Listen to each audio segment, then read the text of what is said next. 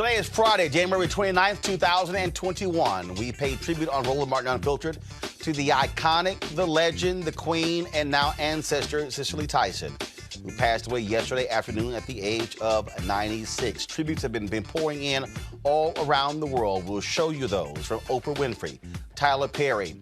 On this show, be joined by Maxine Waters, B.B. Winan, Janetta Cole, also Kim Whitley, Tiffany Lofton, so many others, Glenn Turman.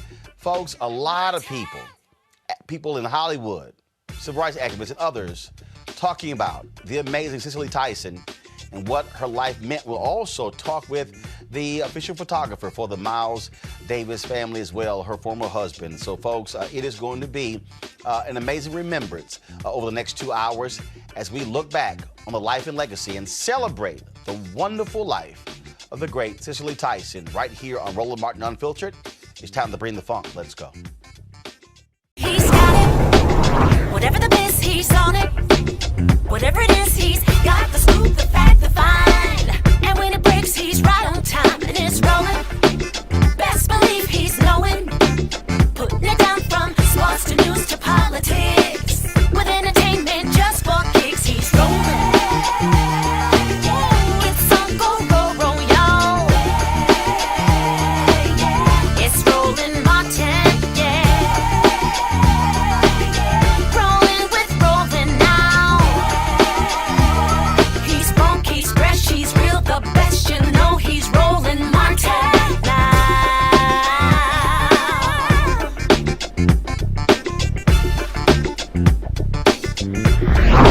Martin.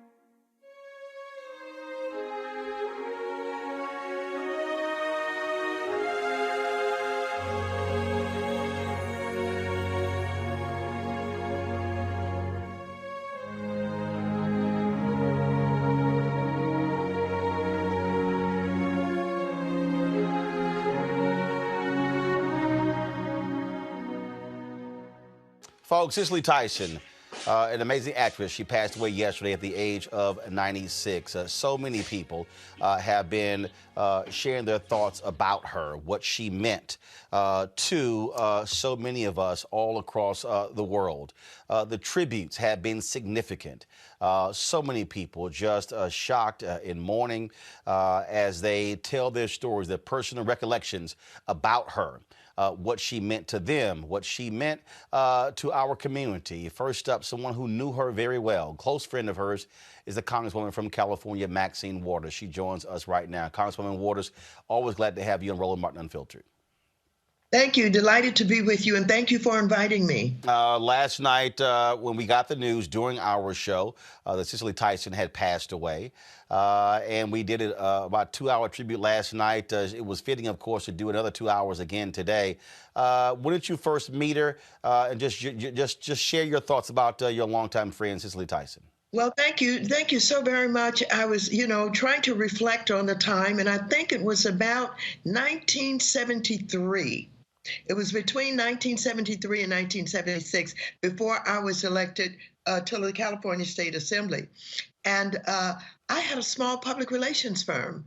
And so I had the honor of being one of the public relations persons on Sounder, the movie Sounder, that, is such a historical movie, and her acting was so fantastic, and it is recorded in the histories of one of the finest movies that she ever made.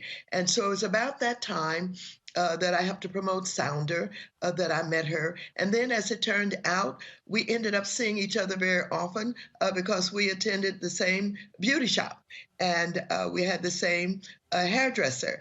And so in addition to that, because she was in entertainment, and she was involved in community. I was involved in the community even before ever getting elected to office. And so we were together on many, many projects and many sets on till long after I was elected to the Congress of the United States. And of course, we have a mutual friend, Jackie Jackson, the wife of Reverend Jesse Jackson. And so she would visit Jackie, and she would stay at Jackie's home for weeks at a time. And of course, everybody was delighted to have her, at Jackie's. And when we visited, we had an opportunity to sit with Jackie and with Cicely and just, talk to each other as women do from time to time. But of course, she was in all of the big events, at all of the big events outside of entertainment. I can remember when she showed up at Aretha Franklin's funeral, and she had on a hat that stopped the show. But she was a high fashion woman. She was a very creative woman, and all of her styles were developed by her, from the hair to the clothing that she wore. She put a lot of time into the design, and she was always impeccable. She was a very dignified woman, and she took her craft seriously. She spent a lot of time studying and, getting ready for the parts that she was going to play.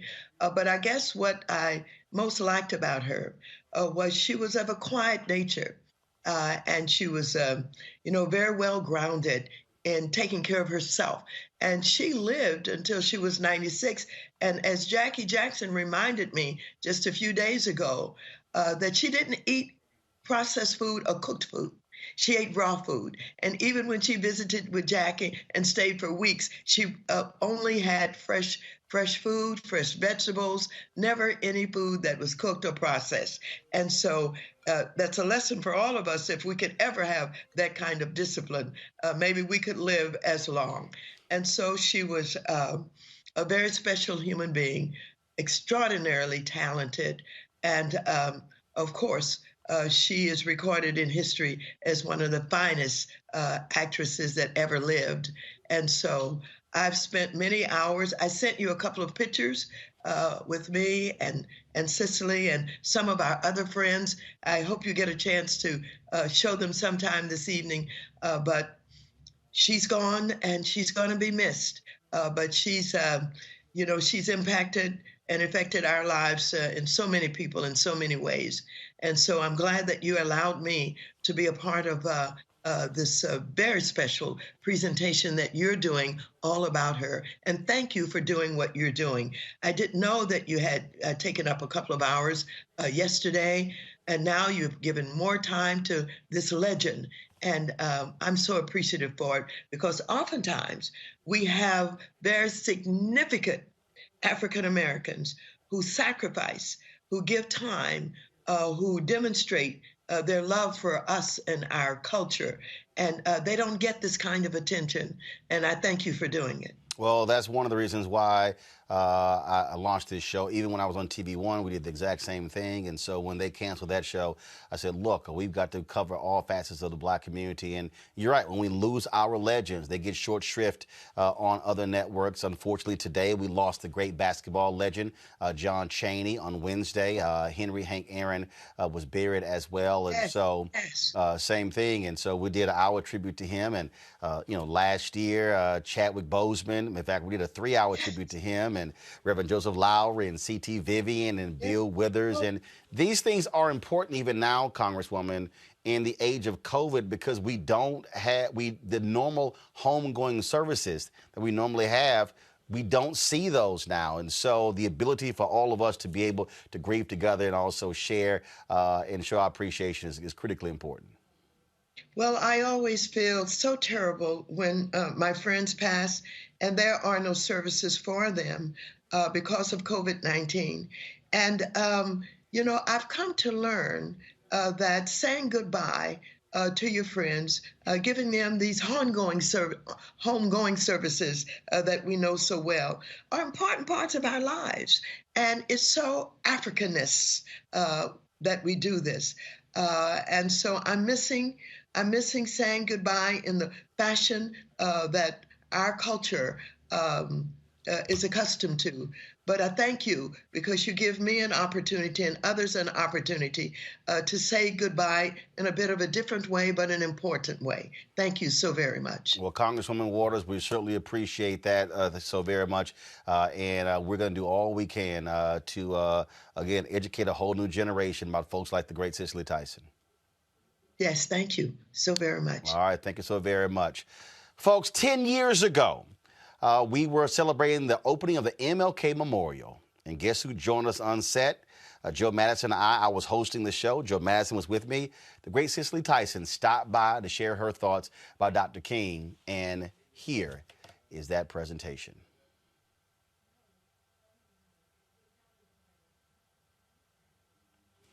All right, folks. So let me be real clear. Control room, I need y'all to get it together. I need you to get it together. All right? All right, folks. We've been talking about, again, Cicely Tyson, and I'm going to do this for here. I'm going to go ahead and share that with folks because when I say it matters how we celebrate our legends, it does.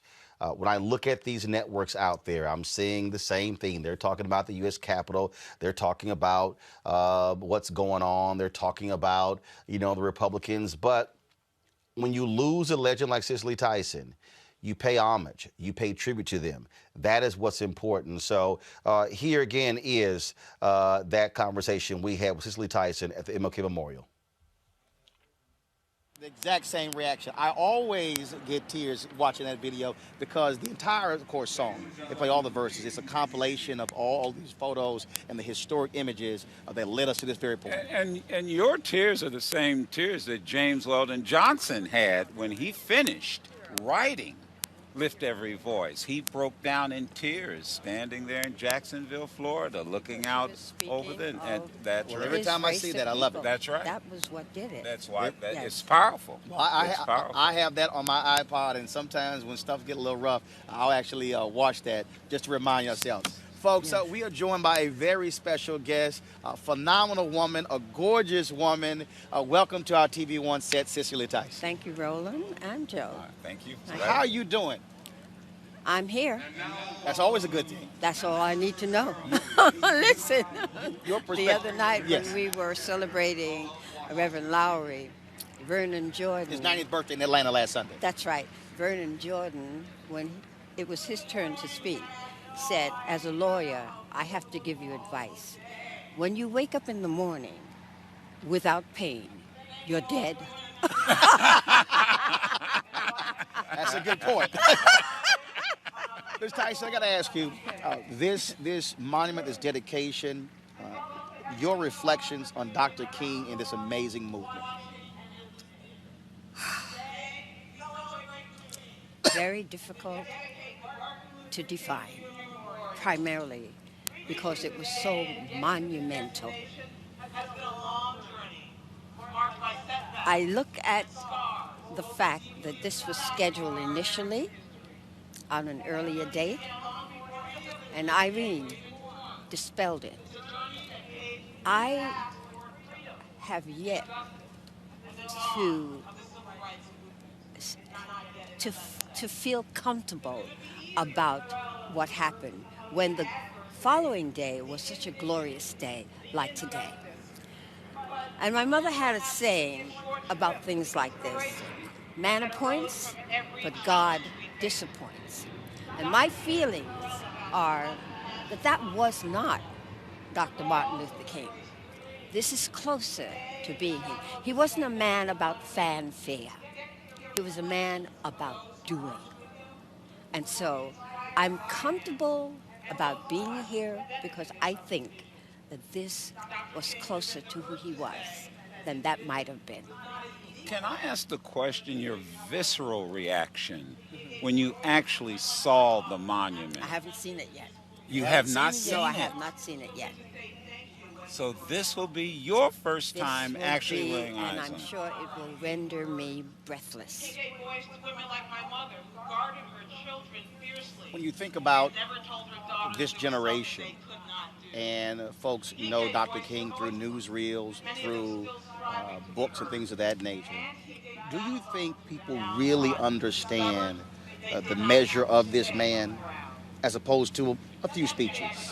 I doubt very seriously that anyone will ever understand the depth and the measure of the man.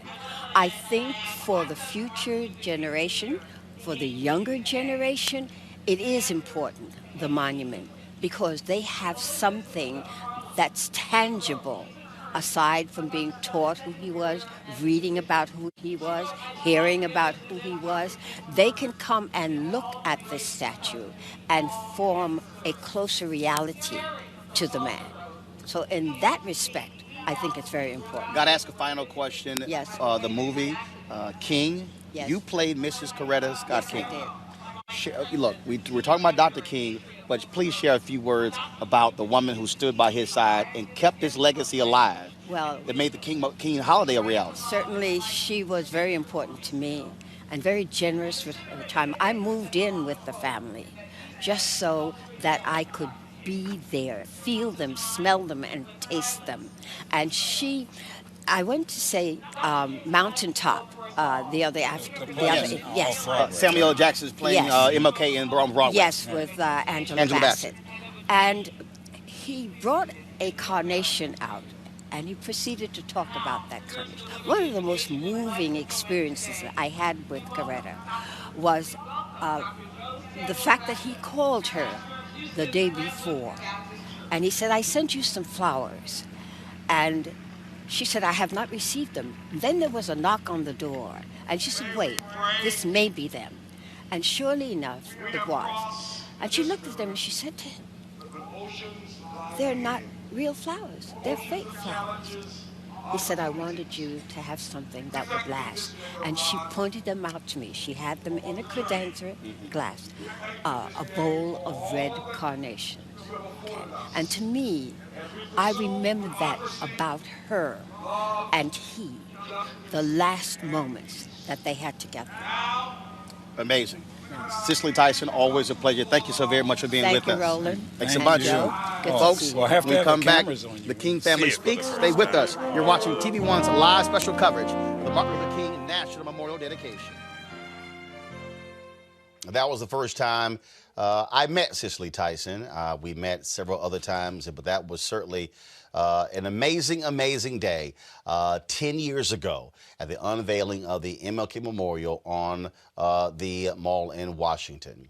Folks, Glenn Turman is another one of our legends, and he joins us right now to share his thoughts and reflections on the great Cicely Tyson. Glenn, how you doing, brother? Oh, how you doing, bro? Man, it's been a difficult day for a lot of people. I've reached out to a bunch of different people, and folks are still processing. They're still grieving. She worked up until the end. She was on her book tour. It's one of those things that when someone passes away and that they've been sick or ill, and we sort of have an opportunity to prepare for that.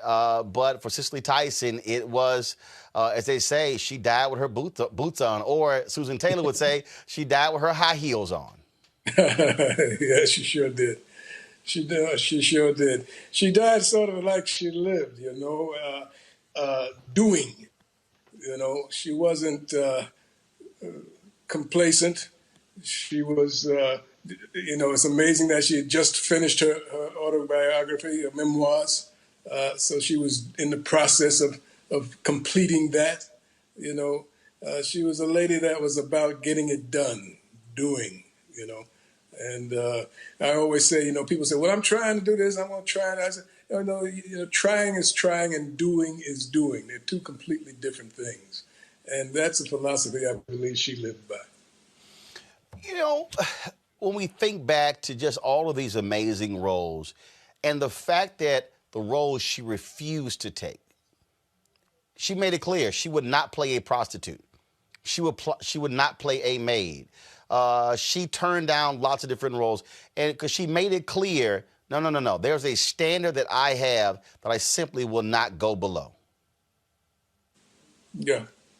Yes, I had the opportunity to work with her on more than one occasion.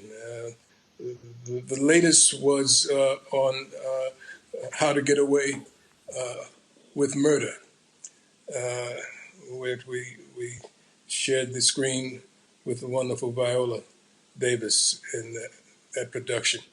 And we had so much fun reminiscing because we hadn't worked prior to that in over 30 years, having done The Ribbonizer with James Earl Jones and Lou Gossett, and taken from the stage play, the Joseph Walker play. So it had been quite some time since we had worked together.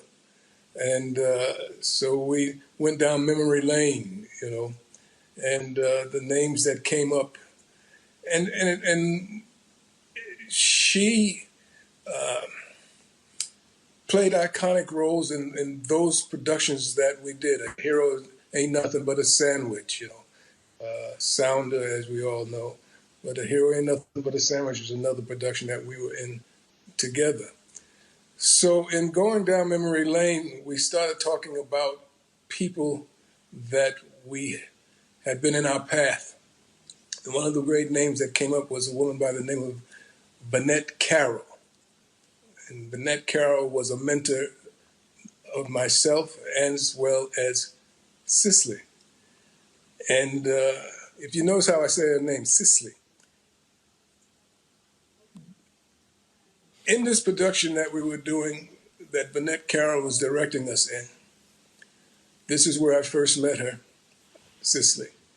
And she said, this is Glenn. Glenn, this is Cicely Tyson. I said, hello, Cicely. She said, no, Cicely. So she got me straight right from the beginning. There was no doubt in her, the way one was to refer to her. Can you hear me? Yeah. No, you're fine. Keep going. No, we're good. Keep going. And so that we went on to do a production that we took to, a stage production this was, that we took to Forest Hills, Illinois, to do Desire Under the Elms. And if you know anything about that play, it's a young man who pursues his father's new bride.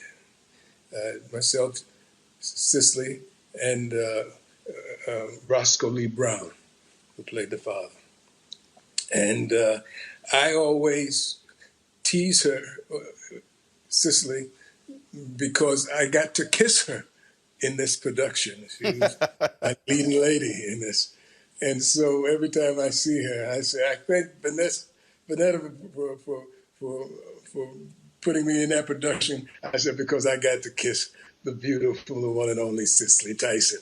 And she'll smack me, and tease me about that, and reminiscing, And so we had a great time together over the years, because in that one I played her lover, and then in Ribbonizer I played her son, And so we ran the gamut, and that forged a wonderful, wonderful friendship. And so yesterday when I found out, it hit me like a ton of bricks.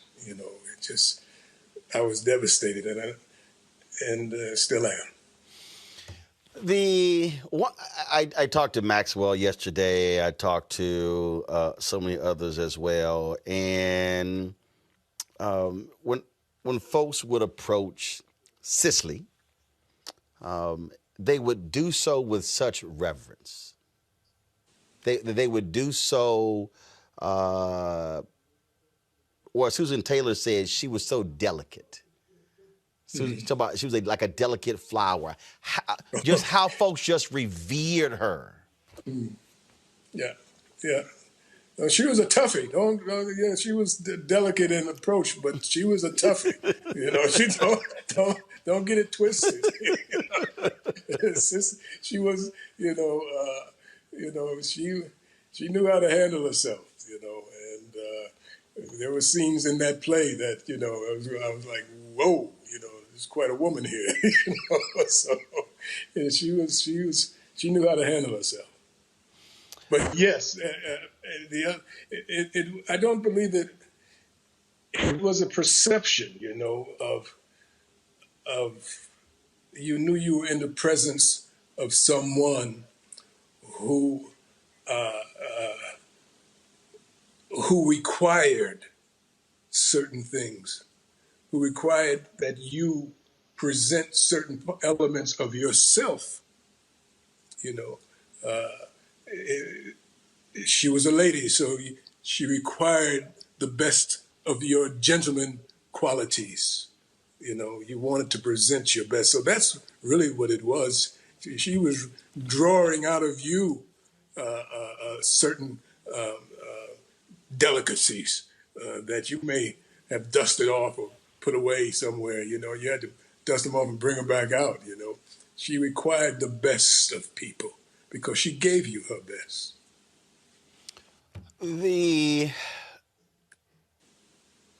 Out of all these iconic roles, some well-known, others not well-known. I think about her playing Coretta Scott King in the television series King. In fact, just the other day, last night, Bernice King actually posted several photos with her in Coretta Scott King. Out of all these roles, what stands out for you? Danny Glover said yesterday that scene in Sounder. He said he just remembered that particular scene. But for you, what stands out? Well, you know, the River Niger, her performance in the River Niger was, you know, had me mesmerized. You know, she just, you know, I'm a young actor in the throngs of she and James Earl Jones, you know, playing my mother and father. And to watch the two of them go back and forth in this Broadway production that is now being filmed, it was magical. You know, I was just like a fly on the wall watching all of this, you know, mastership of craft. You know, so I think that's probably the biggest one for me, working with her and James Earl in the River Niger. It's always tough when we lose someone people greatly respected. But the value of the work really means that they live forever. Mm-hmm. And that was one of the things that when Chadwick Boseman and I were texting, this was April last year. He had been ill, but people were commenting on his weight loss. Mm-hmm. And he said to me, and I didn't reveal this until after he died, but he said in the text, I want them to see the role and not see me. Mm-hmm. He said, that is the job of an actor. Right. Where it's not about me, it's about the role. Right. And people remember the role and what you did with it. Mm-hmm. And I think that's what will always be when it comes to Cicely Tyson. Well, for sure, for sure.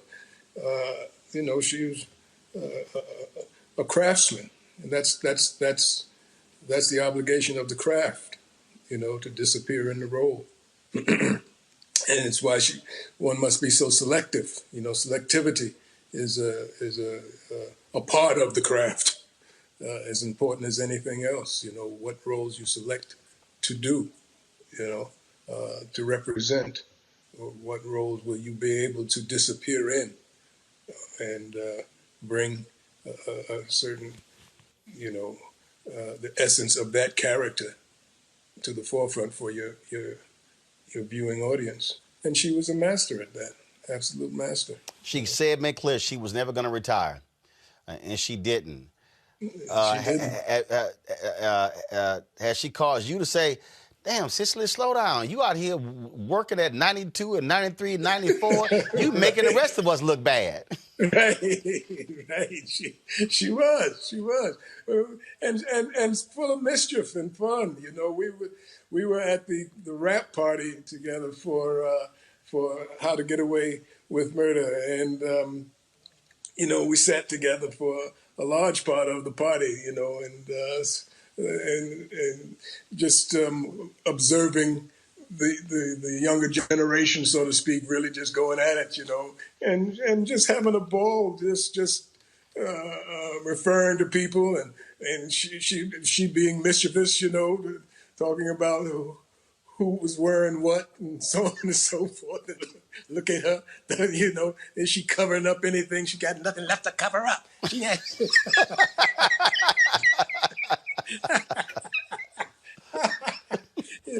So, so it's, it's right away. It's those kinds of moments that, being a friend of hers is just priceless. And I'll miss that, of course I'll miss the work and the work that she and I have done together, and the work that I look forward to doing more of with her. But mostly I miss I miss the light and the twinkle in her eyes, when we'd meet again, that in '94 she still knew me, she still recognized me just as clear and knew things and could tell me things. Oh,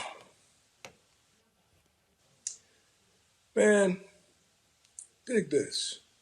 Mm-hmm. So we're doing How to Get Away with Murder. And like I said, we go way back. And a mutual friend was a woman by the name of Vanette Carroll, who was my high school teacher in my senior year at the High School of Performing Arts, and who was a dear friend and mentor to Cicely. And like I said, we worked together. She brought us together to do the play, Desire Under the Elms. And we were talking lovingly about Cicely. So finally, Cicely says to me, well, yes, she says, your mother, speaking of my mother, who's been gone since I was 17, I lost her while I was in high school, while Vanette Carroll was my high school teacher. And Cicely says, out of the clear blue, your mother made Vanette promise to look after you. And I said, what? She says, oh yeah, you didn't know that? I said, wait, you're talking about my mother. Now I'm 74 years old. I'll be 74 in 2 weeks. I said, wait a minute, Cicely, what are you saying? My mother, how? She says, yes, well, I knew your mother. I said, yeah, I think I remember when you guys met, but and she says, yeah, well, she made Vanette promise to look after you after she passed away. She knew, of course, that she was passing, and she made Vanette promise. And indeed, Vanette had brought me to California after I graduated high school to do a play, and that play kept me in California, and from there, my career went to where it is now. This lady is majorly responsible for that move. But that Cicely recalled that. Wow. I mean, that's 60 years ago. That's, eons ago. Mm-hmm. And she just pulled that out of the hat like it was yesterday and laid that on me. And I couldn't do the rest of the work for the show that I was preparing to do because it just threw me so off. I had to go take a minute, and regroup so that I could get back into character. But for her to have that sensibility and to remember that from all those years ago and to lay that at my feet, and I haven't talked to anyone who literally knew my mother, who's still alive in, I can't remember how long. So for when she passed, Cicely, yesterday, another piece of the puzzle of my life has gone to that place where ancestors go, you know. And so that just knocked me out. And I will miss that woman beyond measure because of that much a piece of me went with her. Am I making myself clear? Yes, sir. Glenn Turman, I appreciate you sharing your thoughts, your reflections about the great Cicely Tyson. She was indeed a crown jewel for so many of us. Amen. Take care, my brother. Take care. Glenn talked about him being hit hard by this. Tyler Perry posted yesterday on Facebook that he had this overwhelming desire to watch the autobiography of Miss Jane Pittman. Then all of a sudden, and he did, and he said 12 minutes into watching the movie, he gets the phone call from Oprah Winfrey telling him that Cicely Tyson had passed away. This was the video that Tyler Perry posted yesterday on social media, sharing his thoughts and reflections and thinking back to the woman who was the godmother of his son. What's wrong with you? Something.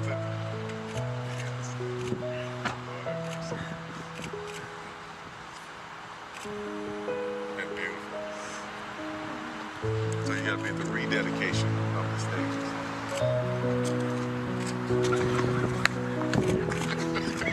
That's no good. That's no good.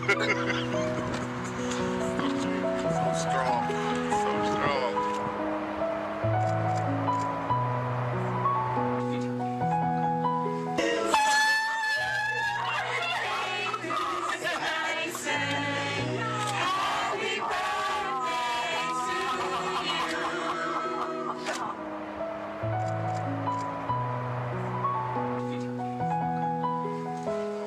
God bless you all.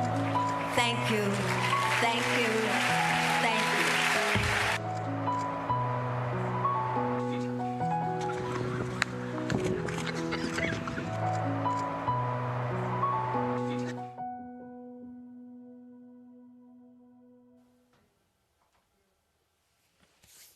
This was something that was posted on social media.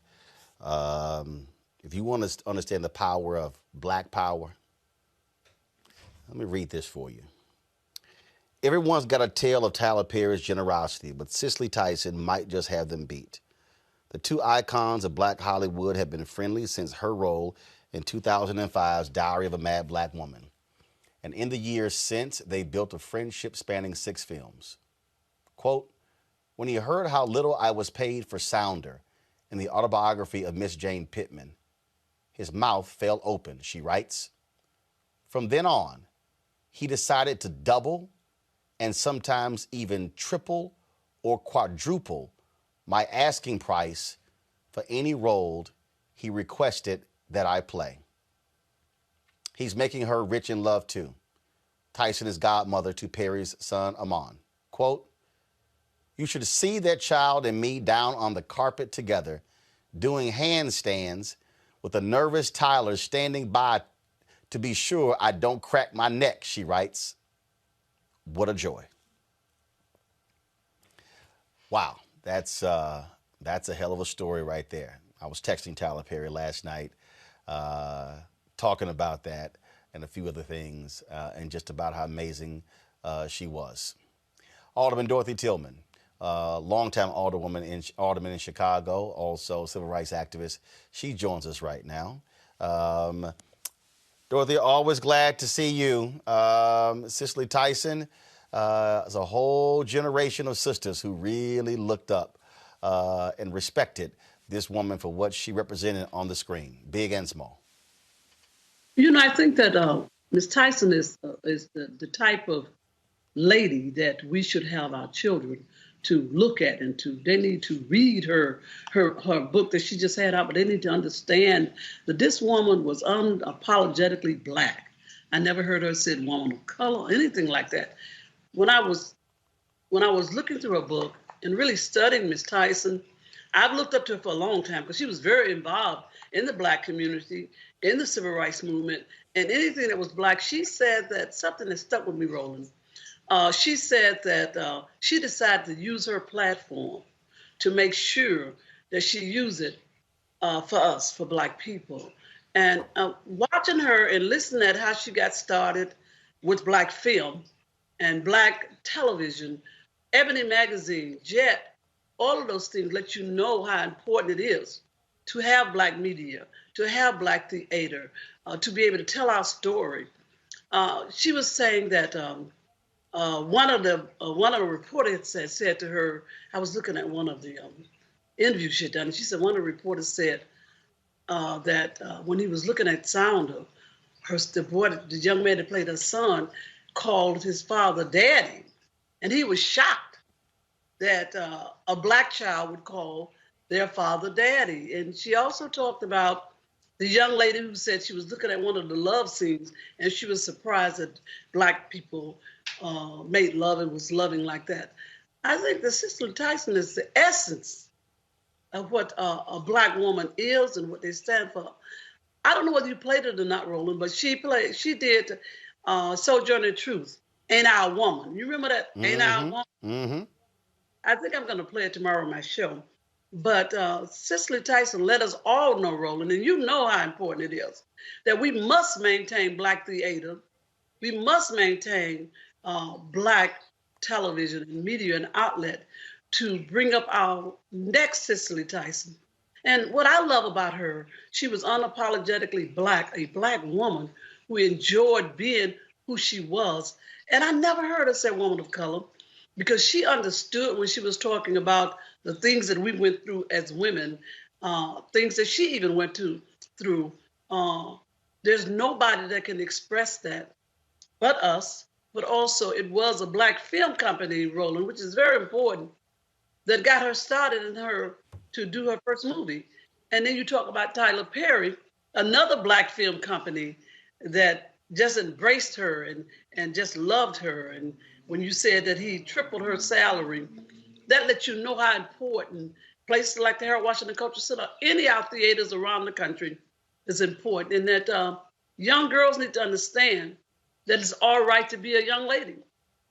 It's all right to look up to someone like Cicely Tyson. Always a lady, always with such grace as she fought. I've loved Cicely Tyson. In fact, I went in labor on the night Jane Pittman came out. I was watching Jane Pittman, and for my third child, this is the truth. My third child, I'm sitting there and I was in labor. I kept feeling these pin pains, but I wanted to. She was talking about that tree, and if this tree could talk, and I was in so much pain, and I know I needed to go to the hospital. But I thought that if I go to the hospital, I won't get a chance to finish the movie. So I got to see almost all of it. But there was Jane Pittman I was watching when I went in labor with my third child, Jamil. But I love Cicely. She epitomized what Black women have always historically been in this country or in the whole diaspora. But one thing, she never left her faith. I think faith is very important because our children and a lot of our people don't understand what sustained us, how our God sustained us. It was God that sustained her. She was still at the same church that her mother carried her to. That says a lot. And I don't think we talk enough, Roland, about our faith and how important it is to have our children in a church or to really talk about how important, in spite of what you're going through, you can make it. Because now, you have children thinking that it's all over. I mean, if I don't have it easy, I can't make it. Look what she did. Look where she came from. And those are the type of women that when I was growing up, that I grew up with, that you made it with Mrs. Parks, who helped shape my view, Miss Carr, Miss Robinson, and all those women in Montgomery at the MIA office, or my grandmother, they told us that whatever it is, we could do it. We didn't, I'm sure you grew up like that too. It was unheard of what you can't do. Right.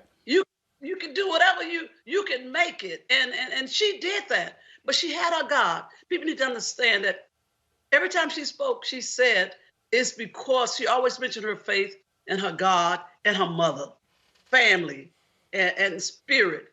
And if your spirit is right and you know God and you don't let nothing hold you down, you can make it. In the spirit, you think about Mary Cloud Bethune, you think about Ida B. Wells, you think about all of these black women. You mentioned Mrs. King, how strong she was, how she had to really hold up Dr. King and being a strong woman like she was.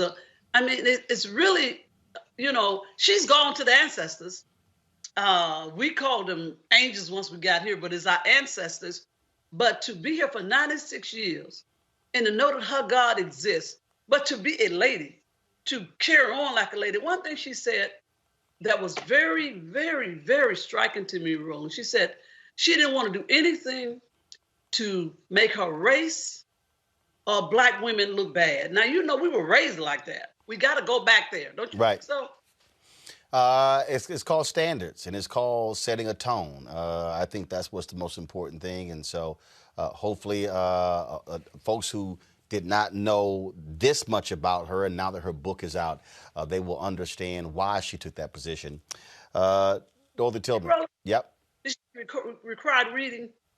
I'm going to buy some for all of the young ladies in my family and other young ladies and young men. That book is required reading because when you think that you're down and out, you're not down and out. Yep. Because you God. Like I told my children, I always told them, you're never alone. You reach down and you got God. Her faith sustained her. And it's very important as black people and as black women that we know that and that we pray for our children like her mother prayed for her. And we tell them Cicely Tyson is the woman that she is and was, the lady that she is and was because of her faith and God and her love for her people. I mean, that's kind of important. We can talk all the other stuff, but I always heard her talk about the black woman, and I watched Gayle King interview with her. It was a great interview. And it was really interesting to watch Gayle King and then watch Kelly, whatever. It was two different things because Gayle kind of understood this whole spiritual thing. Black women are, black people are very spiritual anyway. But when we know we can stay with God, God will lead us. This lady was very spiritual. She talks about her mother. And she talk about the spirit of God. And she said it was God that kept her, but she was a lady. She was a lady. Dorothy Tillman, I appreciate it. Thanks a lot. Thank you so much. All right. Folks, I reached out to B.B. Winans today and very emotional about the loss of Cicely Tyson. And he said, there's no way in the world I could even go live because I would probably break down crying. So B.B. sent this video for us for our tribute to Cicely Tyson. Please watch.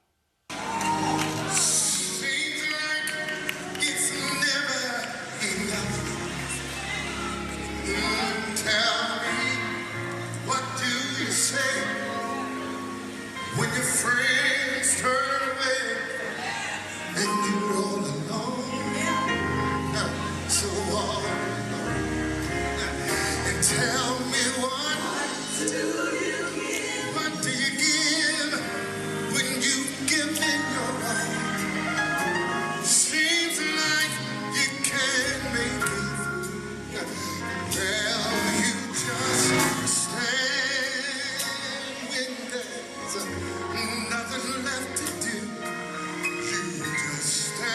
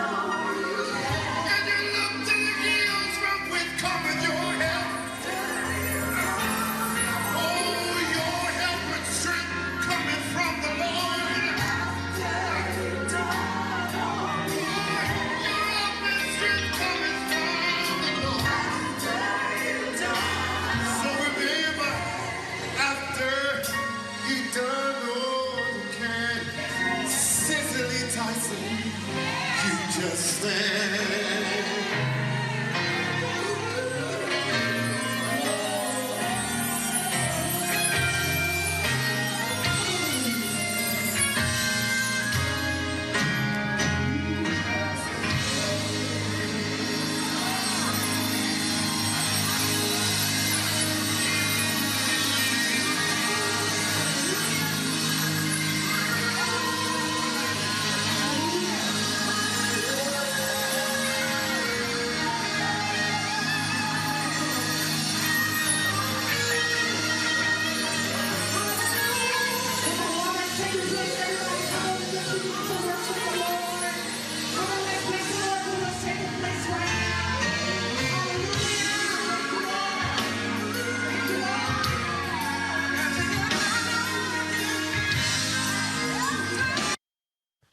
An incredible video B.B. Winan sent me earlier today that he wanted us to share. In 2018, Cicely Tyson was honored with an honorary Oscar. At that ceremony, all of the honorees wrote their acceptance speeches, except Cicely Tyson. Thank you. Thank you. 45 years ago,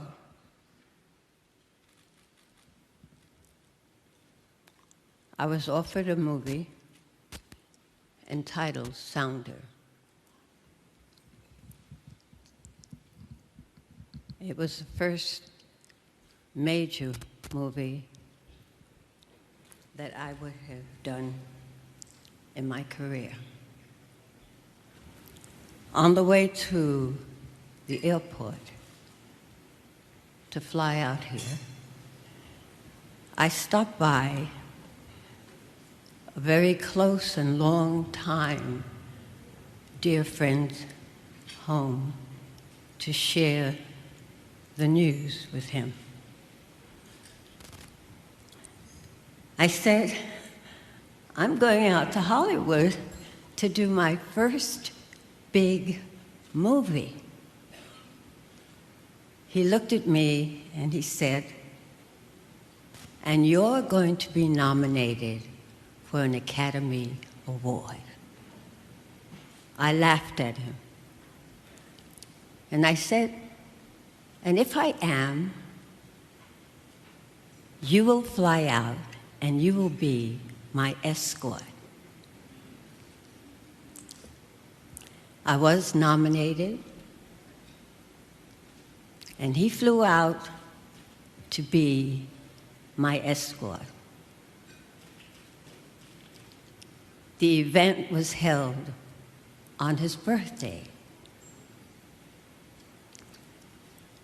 When I received a call from my agent telling me that he had some good news for me, I assumed that it was going to be that I was to receive an Emmy Award for a segment that I had done on how to get away with murder. I had been nominated 4 times, and so I said, well, I guess they decided they finally are going to give me one this time. So he said, Robert said, but he wants to tell you himself. I said, he who? The president of the Academy. What Academy? I don't know what he's talking about. He said, his name is Mr. Bailey, and I will put him on. And so Mr. Bailey got on the phone, introduced himself, and said, Cicely, it gives me great joy to tell you that yesterday the Board of Governors, all 54 or 50 of them, decided to give you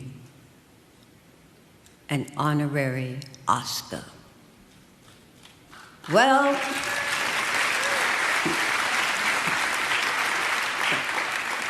to tell you, I just went to water. I could not say a word, and I have to tell you, I don't recall ever receiving any information that sent me into such, I call it Niagara Falls, because I couldn't stop. And you can ask Mr. Bailey himself. He'll tell you, I couldn't say a word. All I did was cry. I cried and cried and cried. I said nothing. I don't think I said thank you. Mr. Bailey, where are you? Thank you. I'm sorry. I'm sorry I didn't get a chance, but I could not. In any case, I returned to New York, and I went to my friend's home to share this news. He wasn't there. And so I called, and I called several times. It's very unlike him to receive a call from me and not respond immediately. And so finally I decided, oh, never mind, I'm going to tell you the story. And I reminded him of what he said to me 45 years ago. I said, I want to share something with you. This time, I have it. And this time, I am asking you to repeat your performance and escort me to California to accept this treasure. Not realizing that he was ill and that he was in the hospital and that he never got my message or my invitation for him to escort me to accept this incredible honor. His name was Arthur Mitchell, and he passed 2 days after that. I know, however, Arthur, wherever you are, that this was what you were promising me. And I want to thank you. I want to thank the members of the Academy, the governors, every single one of you who have made it a point to be here, to let me know how much you have supported me all these years. I could not be here if it were not for you. If you had not stood beside me, around me, under me, and made me feel. You know, sometimes when you plan to do something, you hope that it's going to turn out the way you want it to. It doesn't always do that. And so it just lets me know that you have to have a certain amount of faith and trust and belief in what you do. Quincy said that I said over and over again that I am led by divine guidance. It's when I go against it that I get myself into trouble. That's true. Oprah, thank you. I know what it took for you to get here.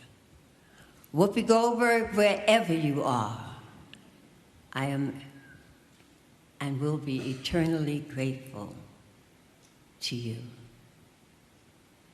Mom,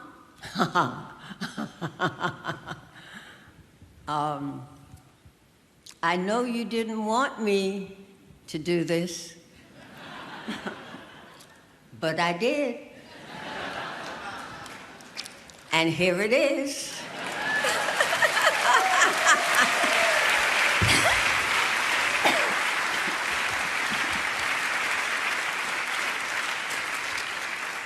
And I know that for the longest time, I wanted to hear something positive from her.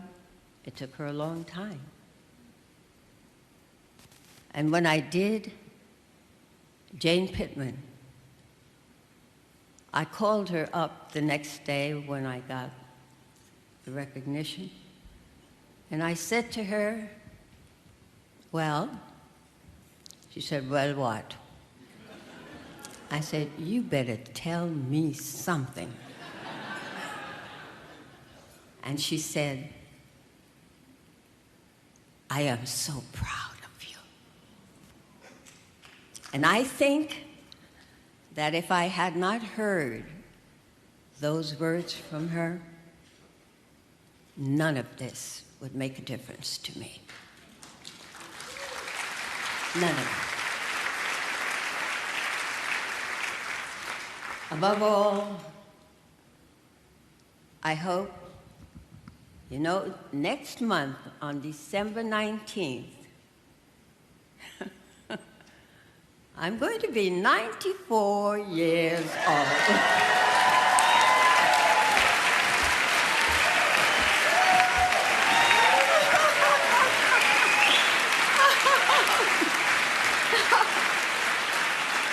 And I don't know that I would cherish a better gift than this. This is the culmination of all those years of have and have-nots. And God bless you all.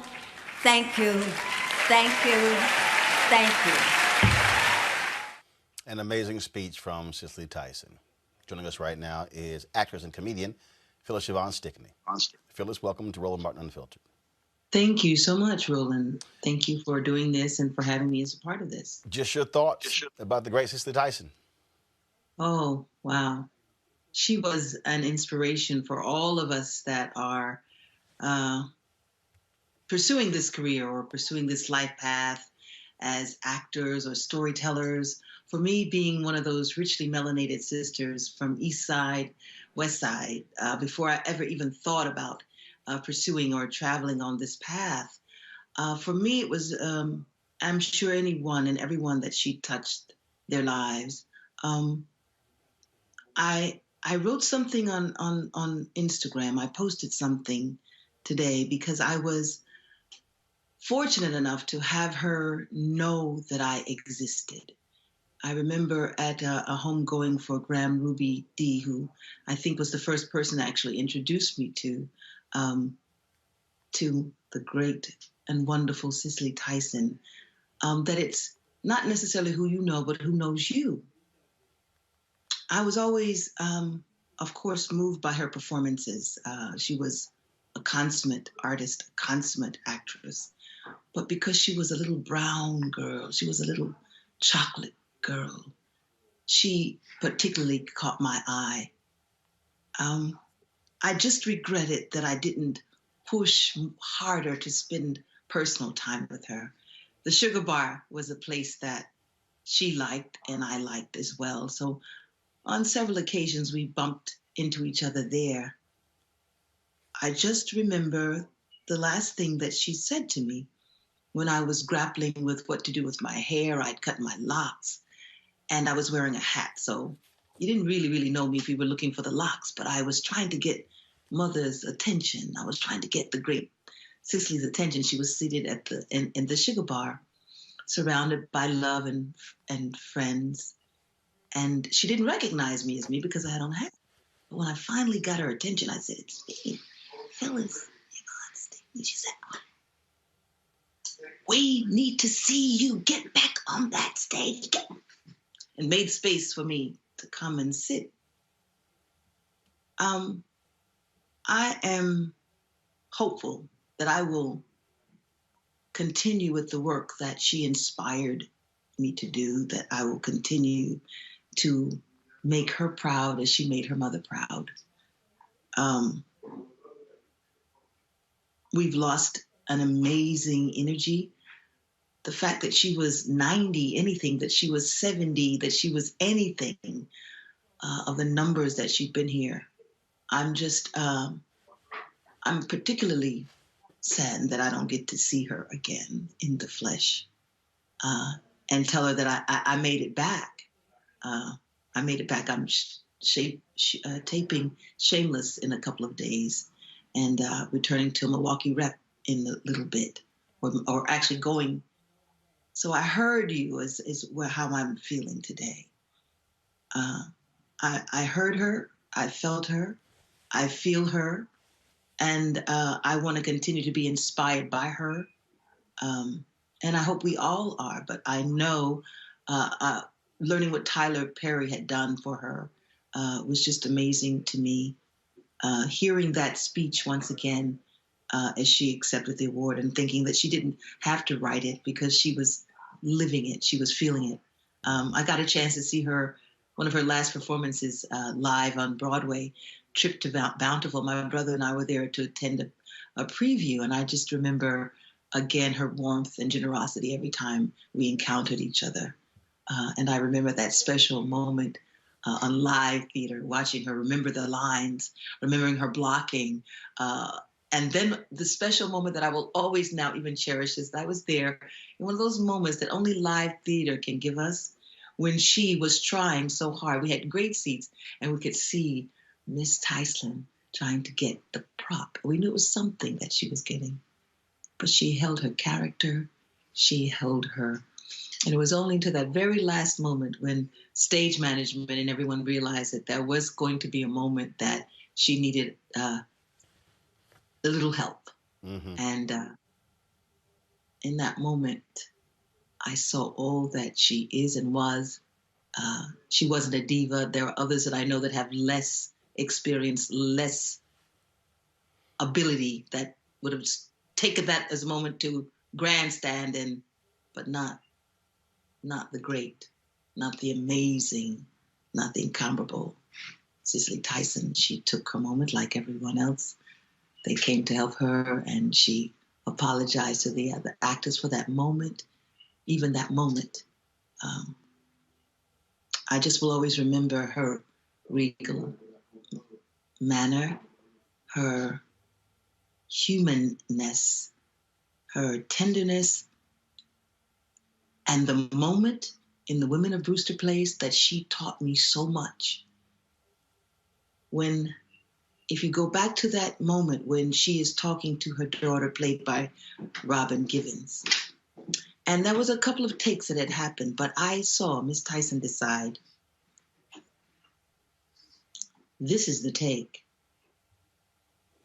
So whenever I see that scene and I watch her get that head and go and bring Robin back into that moment, like, oh no, you can't escape, you can't run, not breaking character, not ever losing anything. I miss her now, and I'm just grateful that I was able to be in her presence, and that she left a great body of work for us, for me and others to study. And I thank you for the opportunity to speak her name and to give this tribute to her. I remember her for being the first chocolate woman that I ever saw on television with natural hair. I remember her always never knowing whether it was gray or not gray. And when I was trying to decide, shall I show silver or not, that was the person that I asked. I think that there'll be no other like Cicely Tyson. The one and only. The one and only. There will only be one. Phyllis Siobhan Stickling, we appreciate it. Thanks a lot. Thank you. Folks, joining us now is another legend, the great Richard Roundtree. Richard, welcome to Roland Martin Unfiltered. Roland. Yes, sir. Roland. what an honor to even say anything about this giant. I had the pleasure a few times to be in her presence. I've never worked with her, but my colleagues, everyone from Glenn Turman to Robert Hooks, I mean, they all had the special experience of working with her.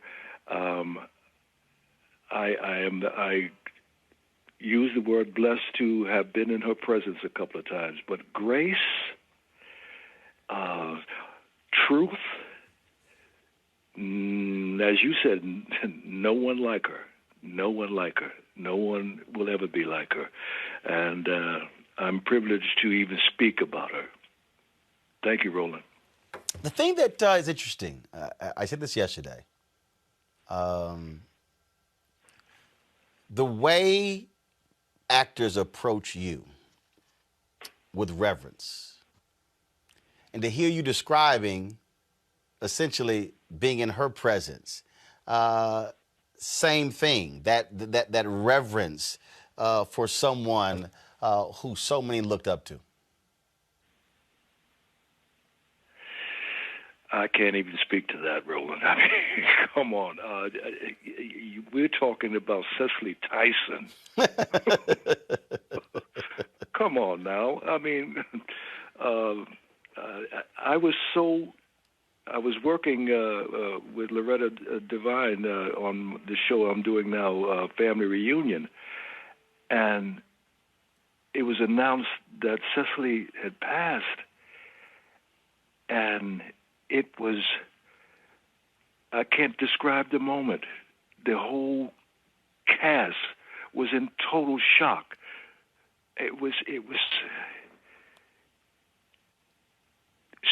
Everyone was speechless. It struck us in such a deep reverence for this woman. That's not true. We could not lose her till she was 110. Right. And what? Shockwaves throughout this entire industry. Last question for you. All the roles she played, what struck you the most? What was that one quintessential Cicely Tyson role that stands out for you? Well, obviously Roots, but I'm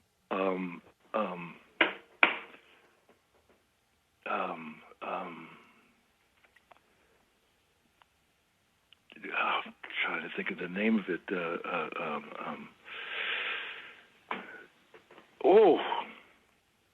Having a senior moment here.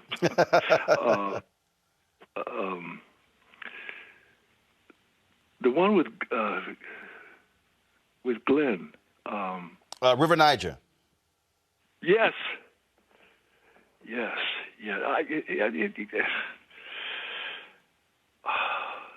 There's so many, but Roots, because I was in it, and I can say that I didn't work with her personally, but I was in something that she was in. You know, that's when I said truth. Can I give you a little story? Yeah, go ahead. I appeared on Dinah Shore show with her, and I had the audacity to sing. And I finished the song, and I went back to the couch doing the commercial, right? And she looked at me. She said, "You got a lot of nerve."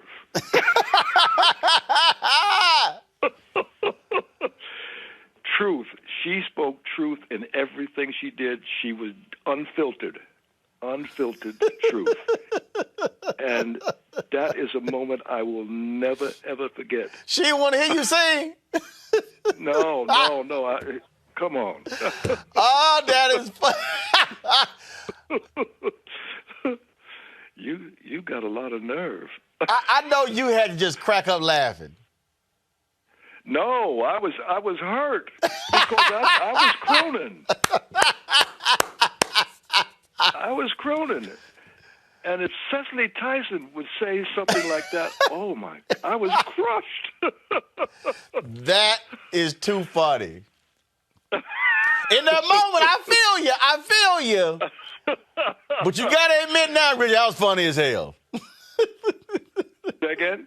You gotta admit you're right. It's funny now, but yeah, you would not laugh then. In retrospect, yeah.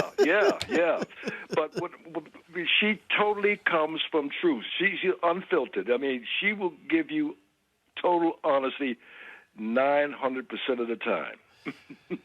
Richard Roundtree, that's why I wanted to call you and get your thoughts. My brother, it is always a pleasure. It is always a pleasure.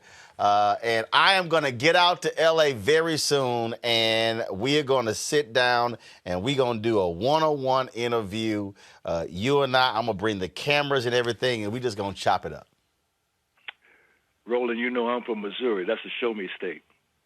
Hey, Doc, I see. That ain't a problem.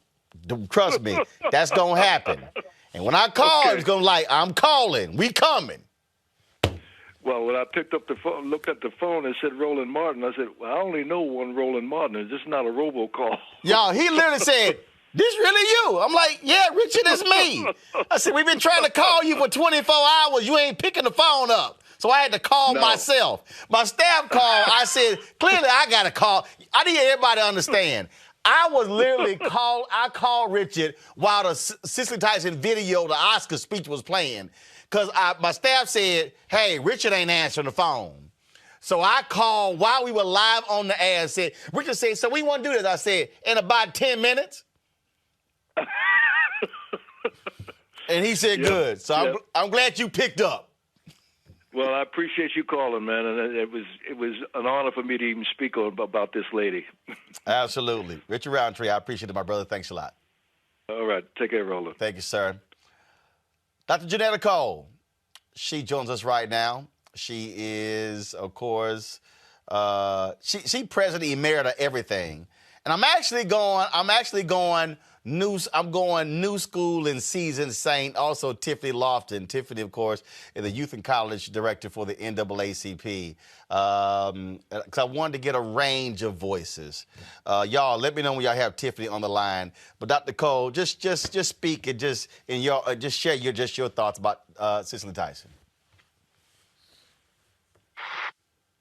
As I try to own that she's gone to glory, because I selfishly wanted her to be with us forever.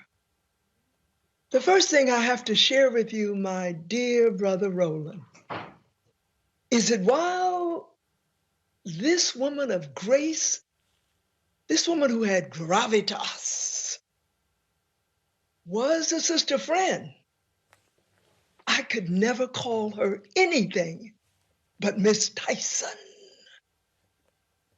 The way that she carried herself, the way she spoke, the way she simply was, demanded absolute respect and admiration. I am remembering the unusual joy that I and your alpha brother had with Miss Tyson. She invited us to the trip to Bountiful. Imagine on Broadway being the guests of Miss Tyson. JD and I were like school kids, just awed. And then we were invited backstage. But at a moment that we wanted to be all about Miss Tyson, she knew it was our wedding anniversary. And she had ordered a cake. Now, I'm willing to tell you, Miss Tyson did not just eat ordinary food. And she turned our privilege into a celebration of our marriage. On another occasion, I, of course, answered her request that I come to the Cicely Tyson School. And I can tell you, I've been to a lot of schools, but this school in East Orange, New Jersey, named after the queen of acting, as far as I'm concerned, was such a special place because she cared about those little black girls and boys. And you know, we talk so much about her exceptional skill as an actress, but she was an activist. And she did more than most of us know in the interest of making justice come about. Yes, she received the highest honor that a civilian can receive. And Lord have mercy, by President Barack Obama putting that medal on her. And so, Brother Roland, let me end by saying, I've been comforting myself today. And I've been doing so by remembering an African proverb. That proverb says, as long as a person's name is called, that person never dies. I know I'm going to be calling Miss Tyson's name before I go to glory all the time. And when I go to glory to meet her, I know folk far younger than I will continue to call her name. Dr. Janetta B. Cole, always a pleasure to have you here. Tell my Alfred brother what's up. Oh, Roland, you do good work. You know, and a part of that good work is your spirit. It's the way that simply by being Roland Martin, you lift us up. Thank you. I appreciate it. I appreciate it. Thank you so very much. Take care. Love you dearly. Take care. Folks, we reach out to Douglas Wilder, the first African-American elected governor since the Reconstruction period. He sent us this video sharing his thoughts about Cicely Tyson. Cicely Tyson was a friend, a great humanitarian, and someone we will all miss. She lived not just for herself, but for others, and she sacrificed much along the way to the extent of human rights, rights for minorities, and particularly rights for women. She was there, and she will be missed. I regarded her as a friend, compatriot in many of the struggles that we need to continue to fight, and she left us with the spirit to do just that. We will not forget. God bless her. Doug Wilder, first black governor elected in America since Reconstruction.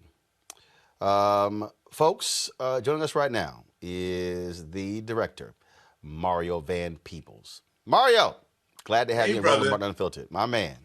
How you doing, man? Doing great. Just share with us your reflections, your thoughts about the life and legacy of, as Dr. Cole said, Miss Cicely Tyson. That's it. You know, it's interesting. We tend to look at birth as a miracle and death as a tragedy. And I posit that the real tragedy would be to be incarnate in this lifetime and not do all that you've come here to do.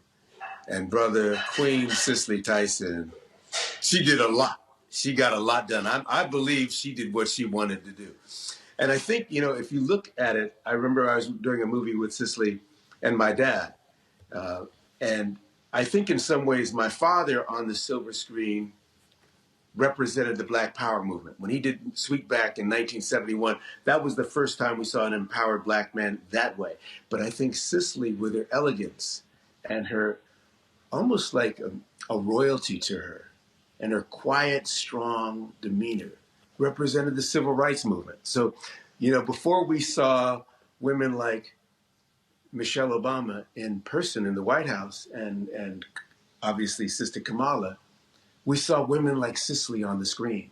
And when we grow up, we want to be the success we see. And I think that, we saw someone like Cicely, even when she was playing a character that didn't have a lot of economic clout, didn't have a lot of political power, even when she was playing someone that was just simple, like living a simple life, like the woman in Sounder that she played in Sounder, there was a dignity to her, a power to her. So she played and portrayed the powerless with a sense of power. She played and portrayed people, and particularly think about this, man. If America, and we know, America was built with white male supremacy in mind. Cicely was neither white nor male, and she got it done. Every time I saw her, there was a nobility to her, and she could laugh and joke and do the dozens. She would clown you on the set. And she was always curious. She'd ask my dad, why you do that, Melvin? Mario, why you do this? And we'd talk about things and have discussions. So she was active and alive and always thinking and learning. You come from Black Hollywood royalty. And being around these folks. We just had Richard Roundtree on. We had Glenn Turman on earlier. Your dad, Melvin Van Peebles. You're talking about, you're talking about Miss Cicely Tyson. We think about Ruby Dee and Ossie Davis. We think about Yes. Mayor Belafonte. Yes. For you as a director, as an actor, as somebody who, again, grew up seeing these people, you put it, Bill Cosby, all these different people. Speak to that generation, that collection, Dick Gregory as well. I mean, just seeing these people as a child and growing up as an adult, and seeing them in a way that many of us never really have, just simply never have. Yeah, brother, and I'd have to add to that, brother Muhammad Ali as well. Yeah, I saw him and as a kid. And then I saw him again when I was playing Malcolm in the movie Ali. And of course, Ali was on the set.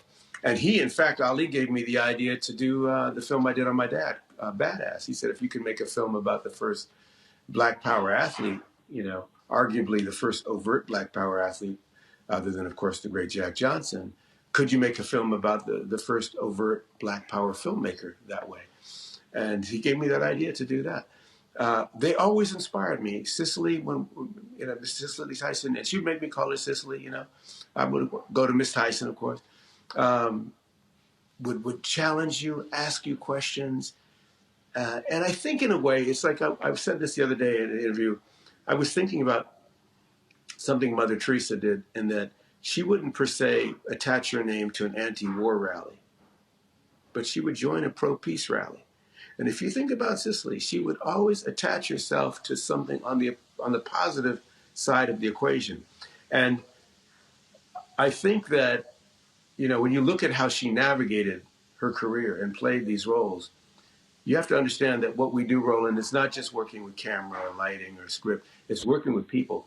And she had hella people skills. She could get things done. I remember Andrew Young said to me once, he said, Mario, you'd be amazed at all you can accomplish if you're not worried about taking the credit.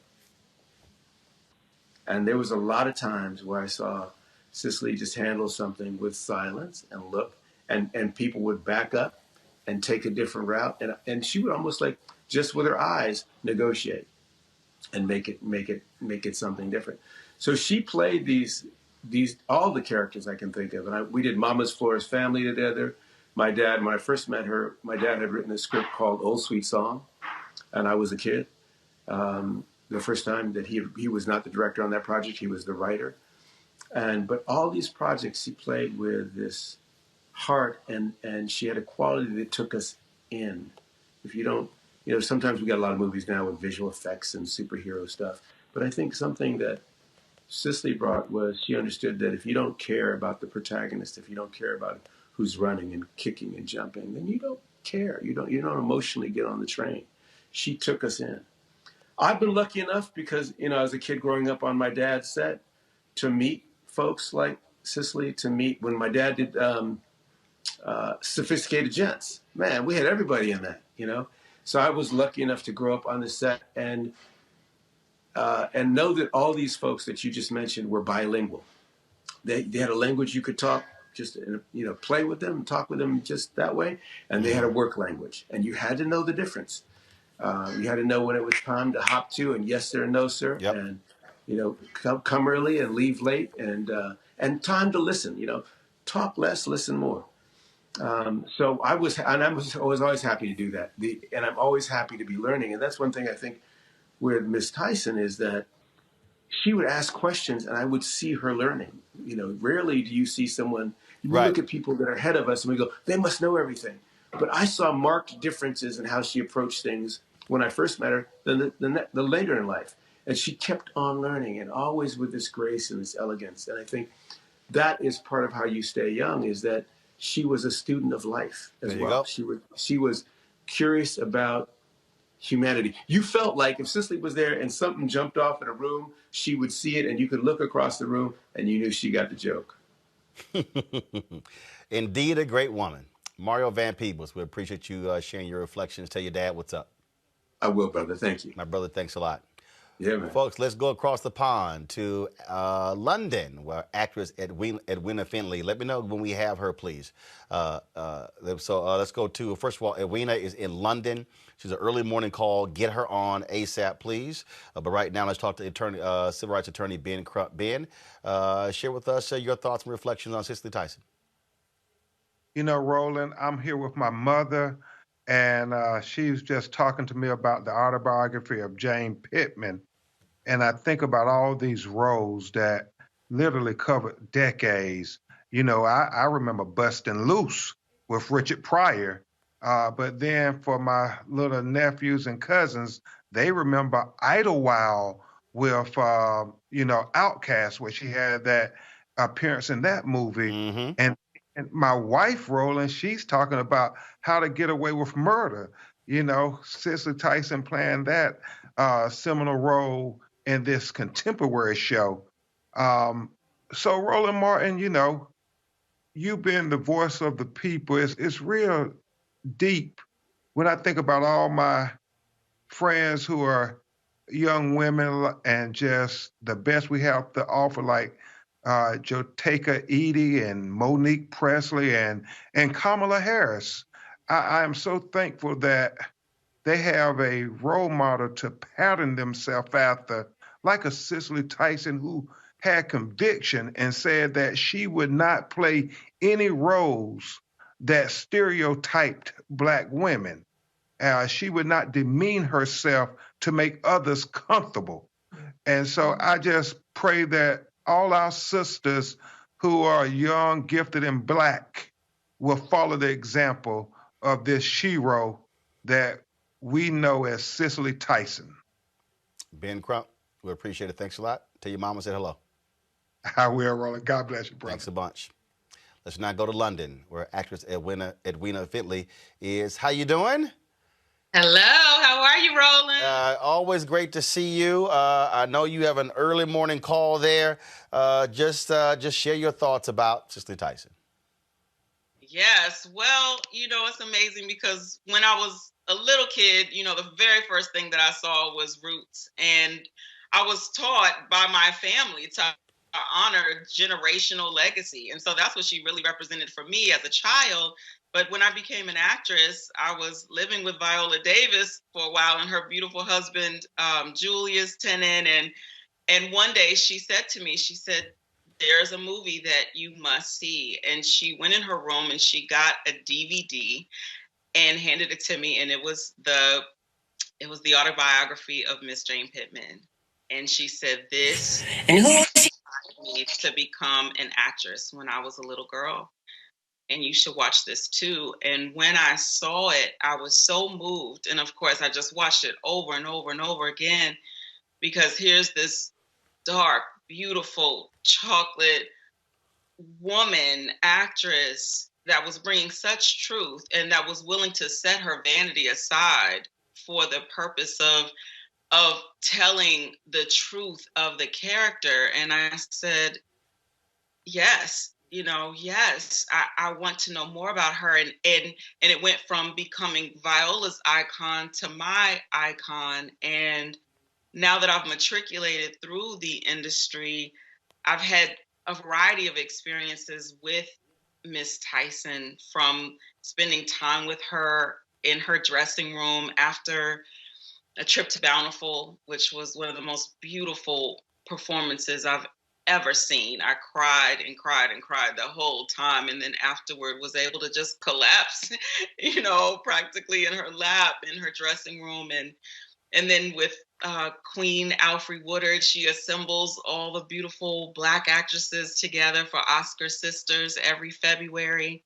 I'll miss, unfortunately, this year because I'm here filming in London, but that was the first time I met Cicely Tyson. Was at Queen Alfre's dinner, and just the way in which they have, and when I say they, I mean Queen Cicely and so many of the Black actresses across generations that have come together in her legacy, right? She has been our trailblazer, and she has carried the way for so many of us. And so now, as someone that is matriculating as a young actress in Hollywood and matriculating through and having these incredible women to rely on, and our matriarch now no longer being with us, is a major loss. It's a major loss for all of us. And yet she gave so much before leaving this earth to Black actresses that it still feels like we have a piece of her with us. And there's a quote that she gave in her book, Just As I Am. She says she wants to be recalled as one who squared my shoulders in service of Black women, as one who made us walk taller and envision greater for ourselves. And that's exactly what she did. And one of my last memories of her was at Tyler Perry's grand studio opening. And of course, we dedicated a huge soundstage directly to Cicely Tyson, which I've had the privilege now of working on Cicely's soundstage. And Tyler texted me this morning a beautiful video tribute to her. And I couldn't help but think of how amazing God is, because he'll elevate one, allow them to blaze the trail, and then elevate the younger and let them turn around and bless the elder. And I feel like that's what's happened with Cicely. She's been blessed by the youngers, by Viola, by Tyler, by Ava, by Bishop Jakes, those who are generation down, but who saw her and were not willing to allow her memory and her legacy to fade with mainstream Hollywood. Because, at a point, mainstream Hollywood says, okay, thank you for your service, and moves on. But she wasn't willing. She wasn't ready to be dismissed into the history books at age 75, 80, 85. She's been working all the way up until now. And so what a blessing that she has been able to continue working, largely because of our community, because the Black community has rallied around her and said, this is our icon. And as long as she's willing, ready, and able, we are going to give her space and place to be her fabulous, beautiful, talented self. And we're the ones that are reaping the reward of that. Edwina Fentley, I certainly appreciate it. Thanks a bunch. Mwah. Love you, Roland. Take care. Love you as well. Folks, Paulette Walker, former international president for Delta Sigma Theta, Cicely Tyson was a member of Delta Sigma Theta, sent me this video last night of Cicely Tyson being honored by the National Council of Negro Women. And this is her reciting, of course, That favorite poem. Listen to this. And who is he that breathed that comforting melodic sigh? Nobody knows the trouble I see. What merely living clod, what captive thing could up toward God through all its darkness grow and find within its deadened heart to sing these songs of sorrow, love, faith, and hope? How did it catch that subtle undertone? That note in music heard, not with the ears. How sound the elusive reed so seldom blown, which stirs the soul or melts the heart to tears. There is a wide, wide wonder in it all. That from degraded rest and servile toil, the fiery spirit of the seer should call these simple children from the sun and soil. Oh, black slave singers, gone, forgot, unfamed.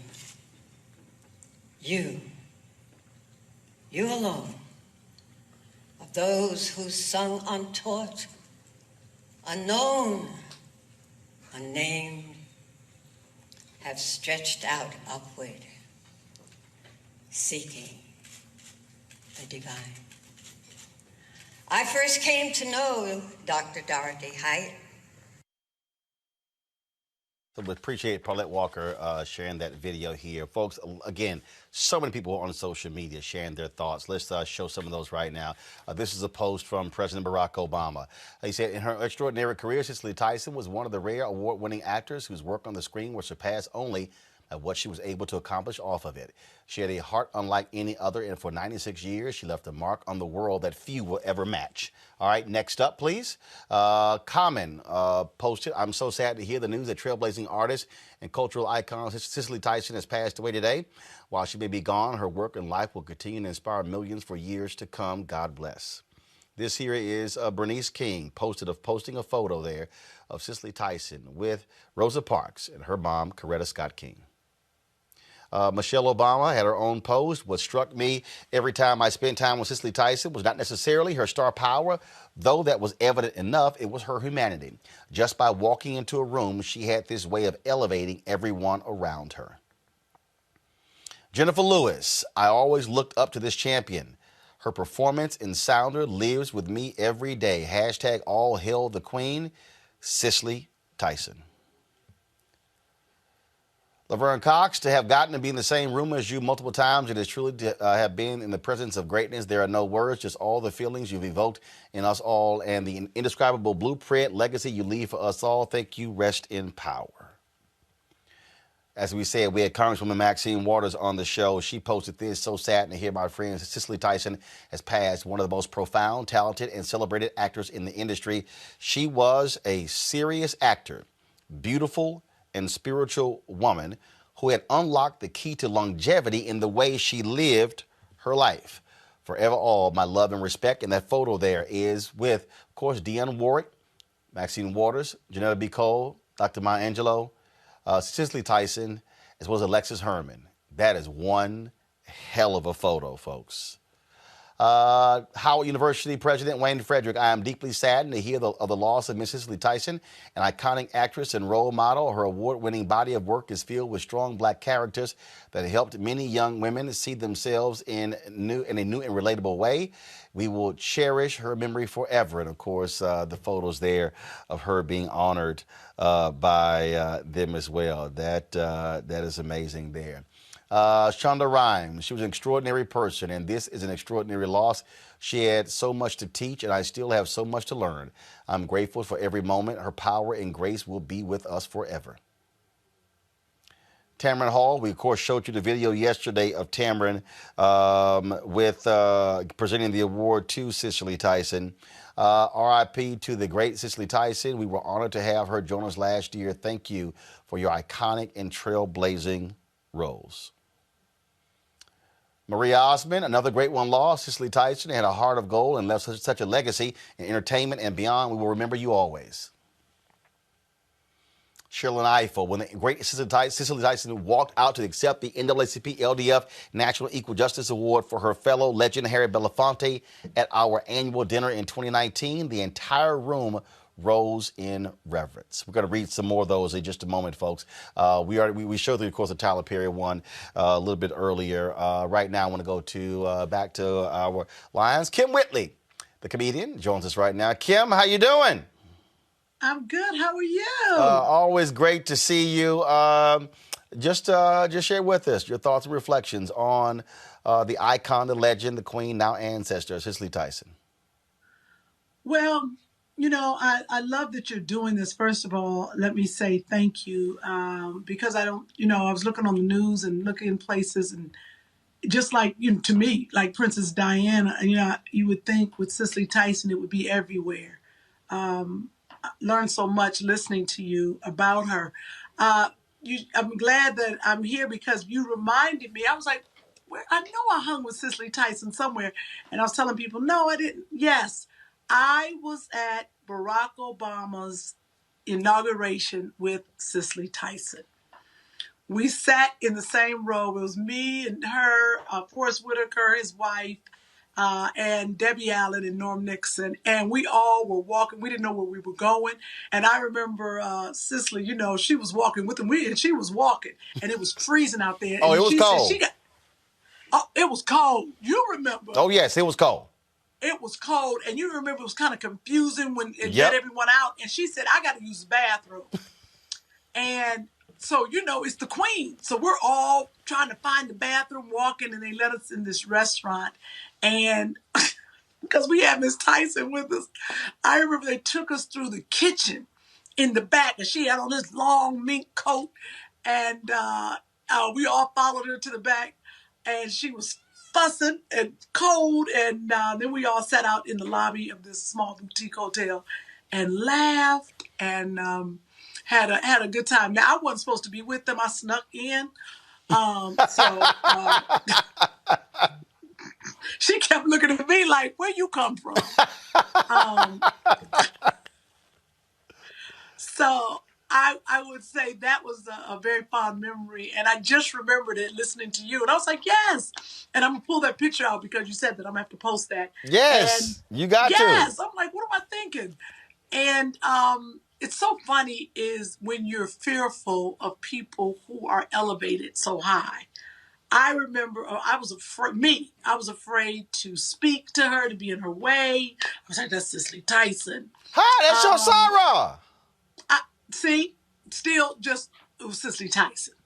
And I just remember being very, don't want to bother her. Right, that's what I should have been like. Hey, Sarah. But I always think a very good friend of mine, I want her to play the autobiography of Cicely Tyson, Kimberly Elise. Every time I see Kimberly, I think of Cicely Tyson. She's like the young Cicely Tyson to me. I remember seeing Cicely Tyson in the greatest thing for me was the autobiography of Jane Pittman. Let me tell you something. I think that's when in my mind I said, I want to be an actress. I was a little tot, but I remember the scene when she walked to that water fountain. To this day, except maybe Viola Davis, and there's probably some others, but have I seen an actress take that moment to sip some water out of a water fountain that had been deemed for whites only? And she's playing Jane Pittman, but for an actress to take that moment and really, you just felt it. Like I felt that I was there. I felt that I was in the civil rights movement. I felt like it was just so powerful. And I remember that's when I was like, who is this woman? And it was just fascinating how they aged her. And for her not to do any roles like I've done, I'll play a prostitute in a minute. She wouldn't play a prostitute. She wouldn't play a drug addict. I'm playing all that. That she's a remarkable woman, an actress.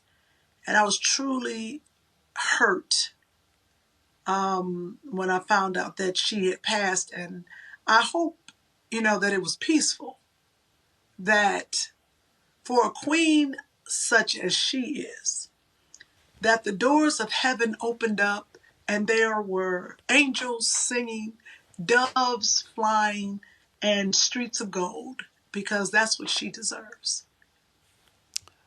Well, leave it right there. Kim Whitley, I appreciate it. Thanks a lot. Thank you.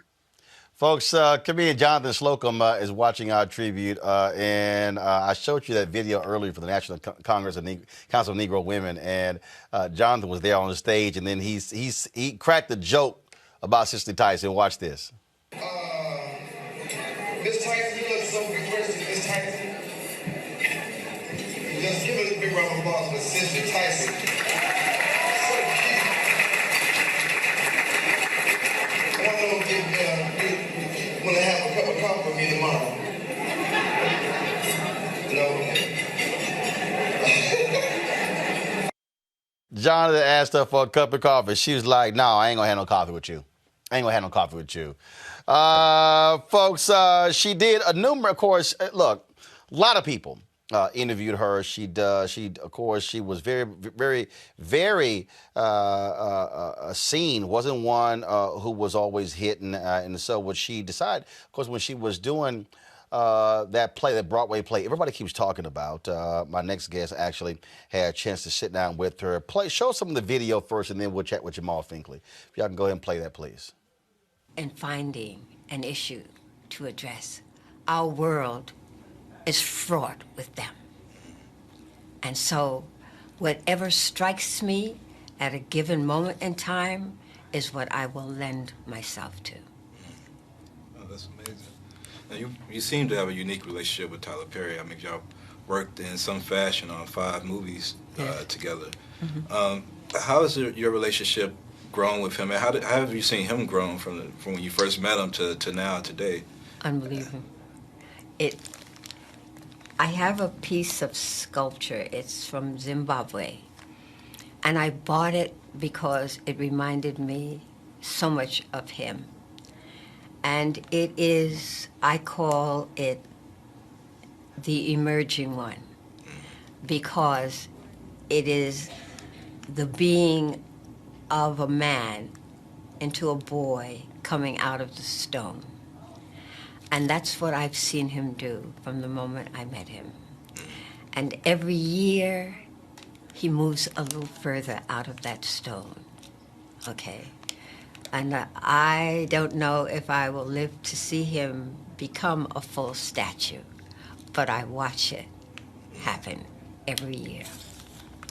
Let me rewind back, if I may, 40 years to be exact. Mm-hmm. 1972, you're up for Best Actress for Sounder. Diana Ross is up for Lady Singing to Paul Winfield. Yes. And God rest his soul. And yeah, late great Paul Winfield. Mm-hmm. And in the movies up for Best Picture.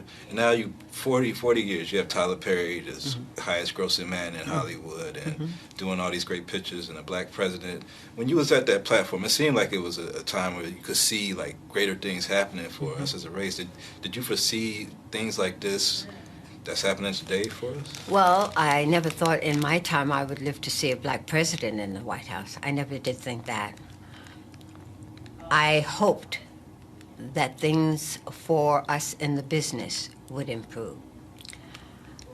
I will never, ever I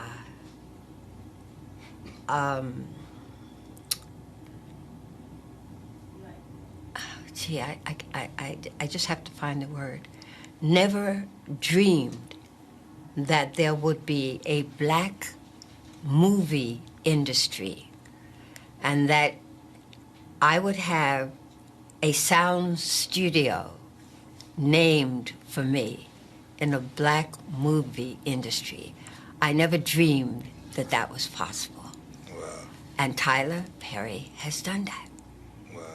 And I will be eternally grateful to him for what he did, not just for me, but for all people, not just for black people, but for all people. Because in so doing, he has given them hopefully a better understanding of who we are, what we are, and why we are on this universe. Wow. Well, it's always an honor. I hope to see you in many more pictures and whatever you do. I think you should be honored every day. It's a lifetime achievement. I am, by the right one. By the right one. That's Yes. important. Thank you. Yes.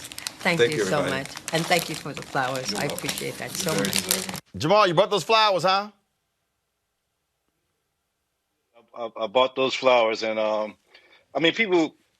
I know this is about Cicely, but people have all kind of opinions about Tyler Perry. But just like me giving her those flowers, I feel like Tyler Perry gave her those flowers while she was alive too, and I appreciate him naming that stage after her, and just putting her in all these other movies later in her career, and just appreciating who she is, because I mean, she is like our national treasure, and I think everybody appreciated her while she was here. It's not one of those cases where she becomes the greatest after she died. Like, everybody loved her like a queen while she was here, and I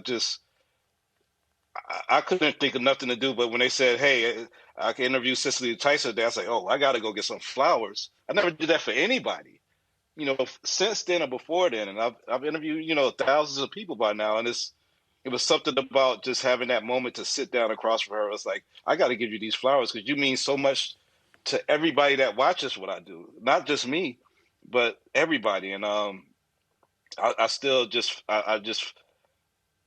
I'm glad I had that opportunity, and I'm glad I was able to talk to her and hug her and take a picture with her and just have these memories that I could tell my kids about this amalgamation of so many things. She's a queen. She's a thespian. She's a icon. I don't know. I mean, I've been I've been emotional since she passed. I mean, she lived a great life. She lived so many years. I'm not totally shocked. I mean, I'm glad she lived all those years, but it's just emotional just to know that she's like that. I had that opportunity. She's now gone. What I thought about when she was being honored with the honorary Oscar, I was like, y'all, she was 93 when she got it. Like, what the hell took them so damn long? Same thing. When Ruby Dee was nominated for an Oscar, I mean, Ruby Dee should have been given an honorary Oscar as well. I just don't believe that you got to wait till somebody gets to be 90 years old before you decide to say, hey, you know what? Yeah. Let's honor them. Yeah. Yeah, but I think having a soundstage, a studio named after you, is bigger than an honorary Oscar. I know we put all that on an Oscar, but Tyler Perry naming that stage after was huge. Look, it reminds me of when Tim Reed and Daphne Maxwell Reed opened their first studio in Virginia. Maya Angelou, Tim and Daphne told me this story. Maya Angelou, she came there. And they were just in a hurry to show her around, and she said, no. She sat down in the chair. And she just sat in the chair, and they said, Ma, you okay? I mean, we want to show you the suit. She said, no. She said, I just want to sit right here in a black-owned studio. She said, just give me a moment. I just want to sit in a black-owned studio. Yeah. Wow.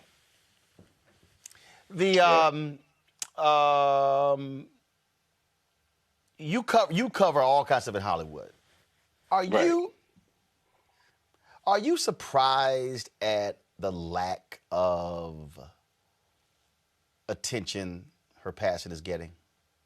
I mean, I'm looking at stuff, but I'm just as you're out there, what are you seeing, just in terms of the trades and stuff like that?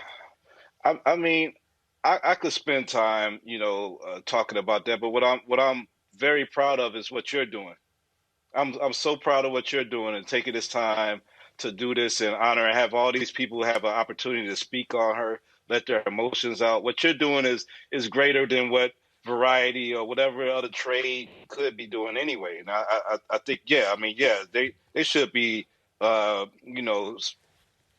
should be like, all of their headlines should be about Cicely Tyson right now, as if it was Humphrey Bogart or whoever else that they would talk about. But I'm proud of what you're doing. I'm looking at all the comments in the chats, and people are like recognizing how essential you are to our culture and to like being able to represent and uplift us and hold us up and shine that light on us. So yeah, they're always going to be lacking and they're always going to miss the boat on things. But if we always have people like you to be here to step up and fill in for us, I mean, that's what we need. And I'm proud. I want to, really thank you for this opportunity for me to speak on Sicily and then have everybody else here to have this opportunity also. Well, I raised that point because, I mean, you've been out there covering these movie junkets on the red carpets as well. We've talked about how it's difficult when you're in black media, even to get a lot of black folks to stop and talk to you as well. And I think the reason I posed the question, because it reinforces what we do and why we do it.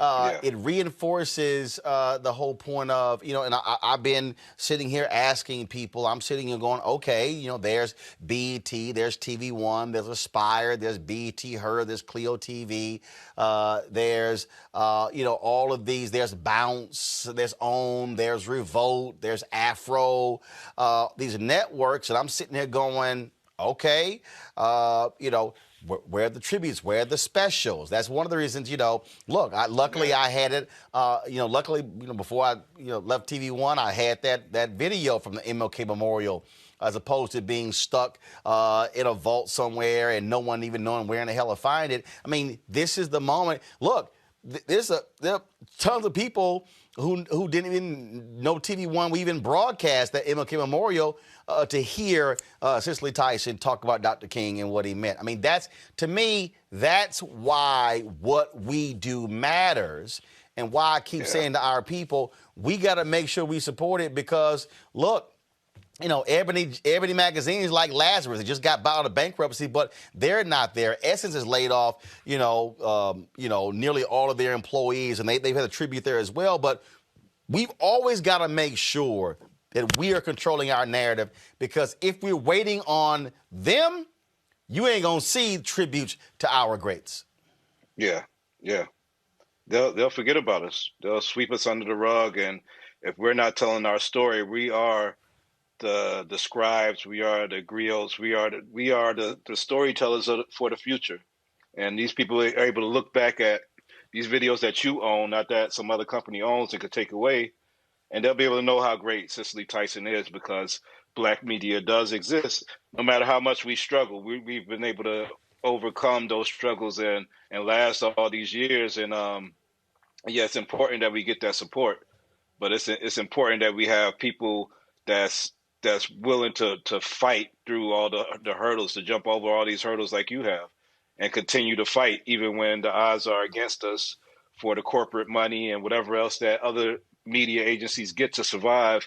We figure out a way. But if we don't get the support of our people, I hope people are like, chiming in that's filling this tribute and donating so that you could continue to do this. I mean, if we don't get that support, it is difficult. But yeah, I'm not surprised by Hollywood's lack of attention for Cicely Tyson, but I am enamored by all the love that she's getting from online and all of the photos, and it's all the actors that's touched her, whether it was a Brisha Webb or Journey Smollett or Blair Underwood or all the people that you've had on here that's spoken so highly of her. I'm not surprised by that because she was easy to love and easy to know that you're in the presence of royalty, and I'll miss her presence, but at least she's left so many titles for us to watch. I mean, I spent some of today watching Sounder. I spent some of the day watching The Naked City. She's just in one episode. I had to rewatch that and just watch some of her great works just to see, what she brought to the screen, what she brought to the art. And as a critic, I've always loved Cicely Tyson. I thought that she was, everything that Viola wants to be is what Cicely laid out, and then what all these other actors are aiming for is she was there first doing it, and she was the example. She's like the Jordan, like people could try to do Kobe and everybody could try to do Jordan moves after Jordan was there, but it was because Cicely like put that on screen first that people could see what a great thespian could be. And I'm proud to have had that moment, and I'm sure you're proud to have had the moments you've had with her also. Yes, indeed. Jamal Finkley, I appreciate it, man. Black Tree TV, we appreciate it. Thanks a lot. Thank you. All right, folks. This here is Cicely Tyson with a rendition, reading Ain't I a Woman?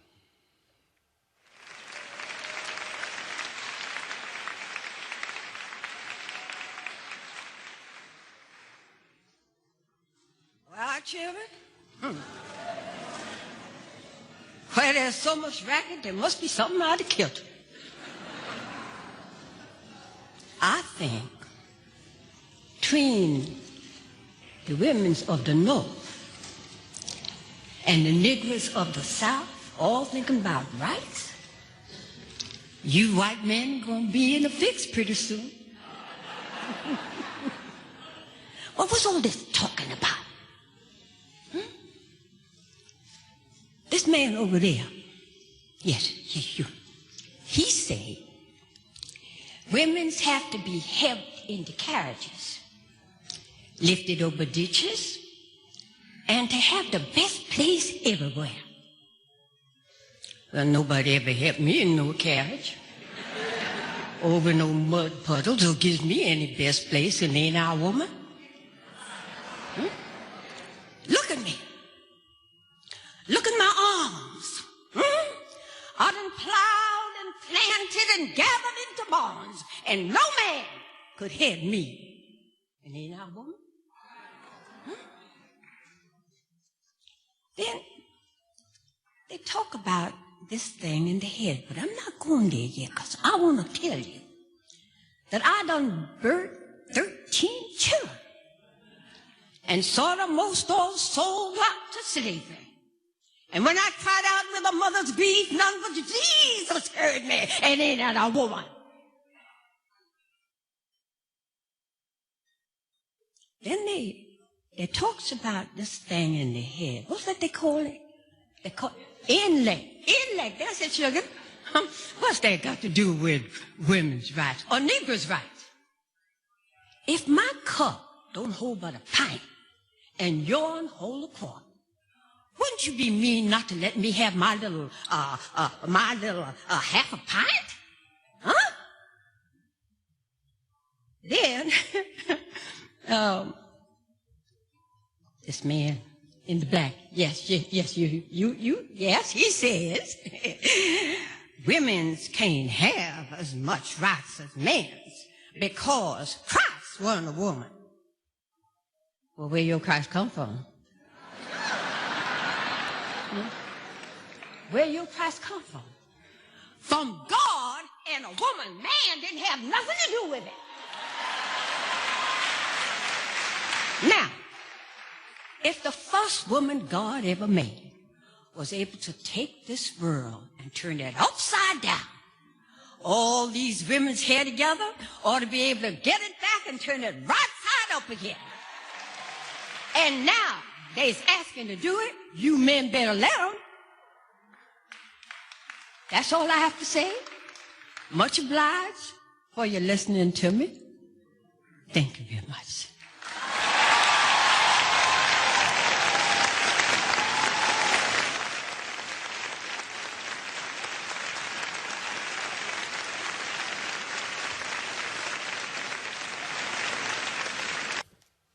Joining us now is actress Vanessa Bell Kellaway.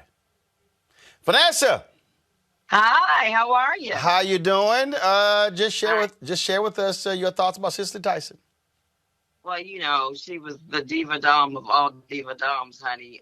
We were blessed to have her on this planet and the contribution she made. But I heard an interview today, and I don't know if it's the last interview she did, but she was supposed to be on, the talk shows this morning promoting her book.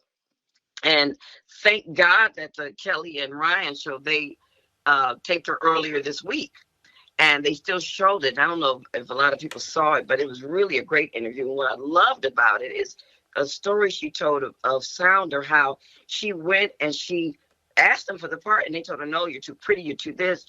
And then they moved on to another actress. And the other actress turned it down because the money wasn't right. And her manager came back and said, well, you know, they moved on, but the other actress turned it down. She said, of course she did, because it's not her part, it's mine.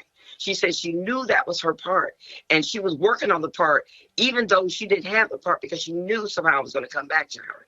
And it did, as we do know. And we do know that she was nominated for Academy Award for that. And the actress happened to be her friend that turned down the part because the money wasn't too good. And what I liked is her belief in the industry and in acting, because it's a belief that I share. So it was nice to know that she shared, you know, something that I believed in. I always tell people I wouldn't have a resume if I only did jobs for money, because sometimes you do the job because it speaks to you. It's something you need to be a part of. It's just a good, you know, vehicle or a good group of people you're working with, or a good part. And she said she didn't care about the money. It was the part she wanted. And so the person who turned the movie down, as we now know, you know, she got nominated for Academy Award. And I just was very happy to hear that story, because it just reinforced to me that when you know something's yours and you envision, she saw herself sitting in the front row. She said she would watch the Academy Awards, but she said to herself, one day she was going to be in that front seat in the front row. And it just kind of re-solidified to me the strength and the power. And when you envision yourself somewhere, that's where you probably will end up, because that's where you should be. And also just knowing that something is yours. And even when they tell you no, if you really believe it, hang in there. And I love that story today, because it really spoke to me and some of my beliefs, especially doing parts that I know is a place I need to be, even though the money may not be right sometimes. It's like, I'm taking it anyway, because it's not the money, it's the part. So I was so happy that they were able to air that this morning, and I hope a lot of people saw it, because it was a beautiful interview. Also, I think when we talk about how she operated, what she thought about, what her creed was, the word dignity is the one that jumps out. Yeah, she was very dignified, very classy, you know. I could never see her like, not that these, you know, when she was a younger woman, a young actress, some of the roles that we have available to us now, they weren't telling those stories, but I could never see her being the stripper in the club like some of these movies now.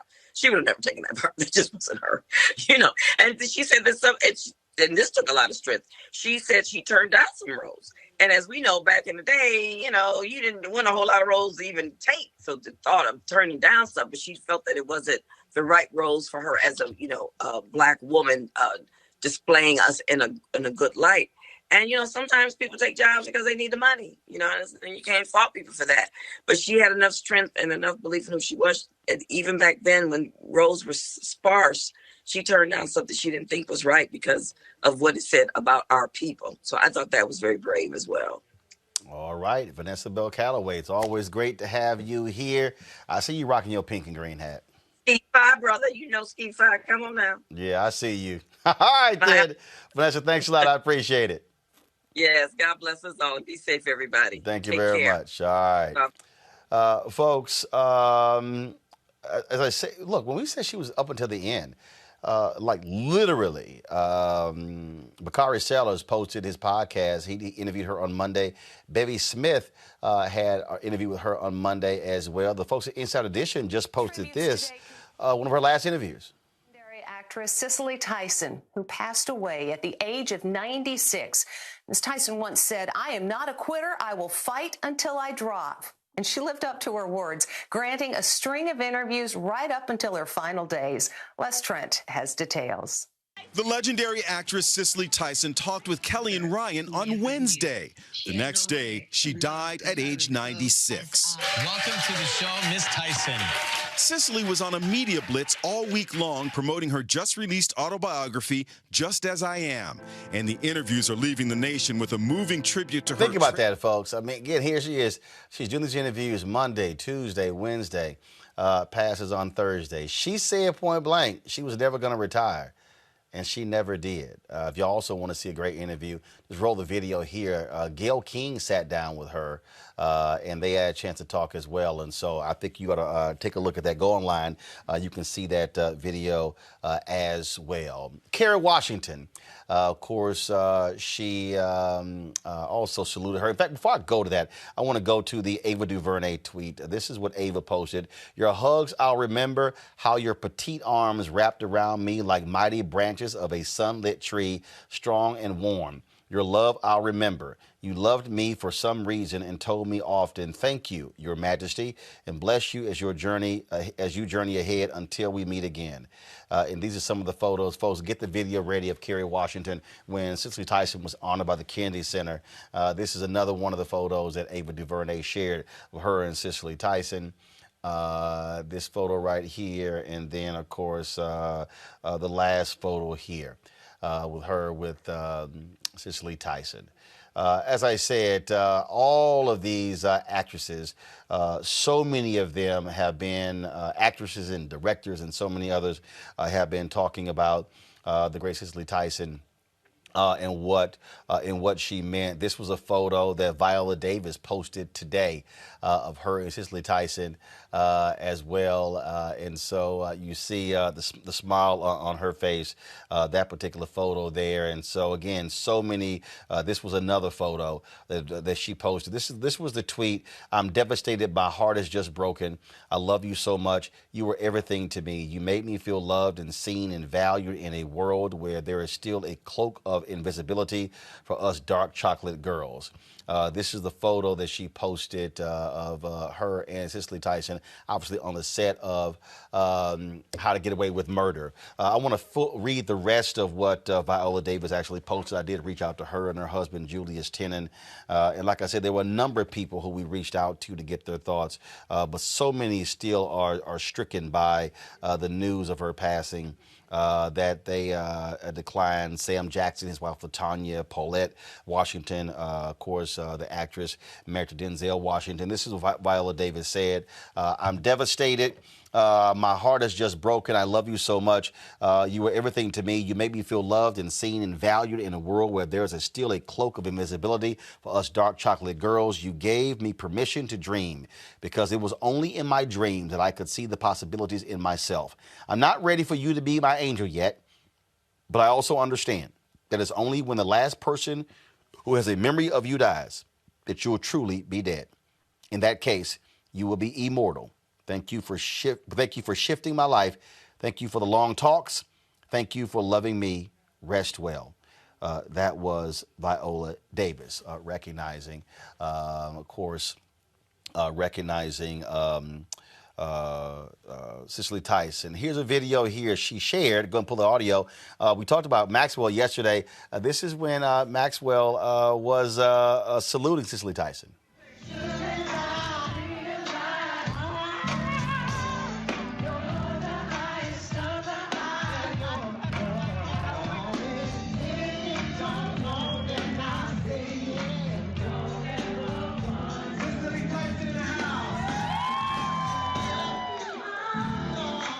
That was a great night with the National Cares Mentoring Project. Folks, let me know when my next guest is there, please. Thank you very much. Harriet Cole, of course. Harriet has worked for a number of magazines. She, of course, is a columnist as well. Harriet, share your thoughts about how you doing? Oh, so good to be with you, Roland. What a wonderful broadcast. I'm enjoying all the memories and stories. It's really special that you're doing this. Thank you. Certainly appreciate it. Thank you so very much. Just share with us what Cicely Tyson meant to the world, but specifically Black women. Oh, man. The word indomitable is what comes to mind when I think about her. She was just such a powerful woman who carried that power in a small body, but with such presence, such clarity of self. I first met her when I was working at Essence Magazine many moons ago. But interesting, Roland, I have some good stories that maybe some people haven't heard so far. Just to give you a sense of the sassy Cicely Tyson. So I was producing a fashion show in Atlanta at the Macy's in Atlanta for a group of Black women, working with a wonderful woman, Jean Murphy, down there. And I'm producing the show, I'm commentating the show, and we learned Cicely Tyson is going to be in the show. And we're like, the Grande Dame is going to be in a fashion show here at Macy's. It was very exciting. Hundreds of women were crowded into this little area in Macy's. And we learned just before the show was to begin that Cicely said, I don't take photographs. Nobody can take photographs of me. So can you imagine, Roland, that she is going to be in a fashion show? This is where people take pictures. She says, no pictures.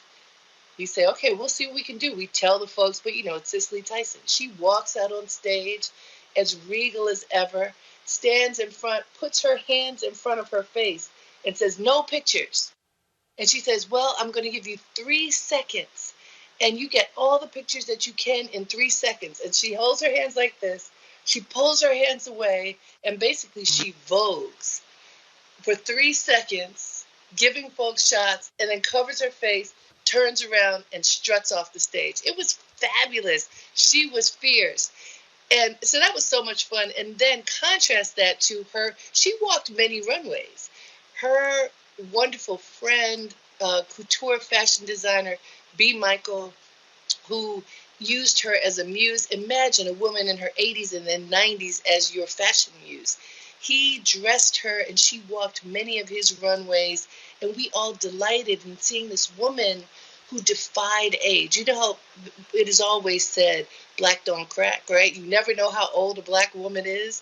Well, Cicely Tyson embodied that up until the last day. Up until the last day, Roland. So she would come out on the runway during New York Fashion Week and glide down, again, this tiny little bit, as regal as she could be, seeming as if she was 7 feet tall.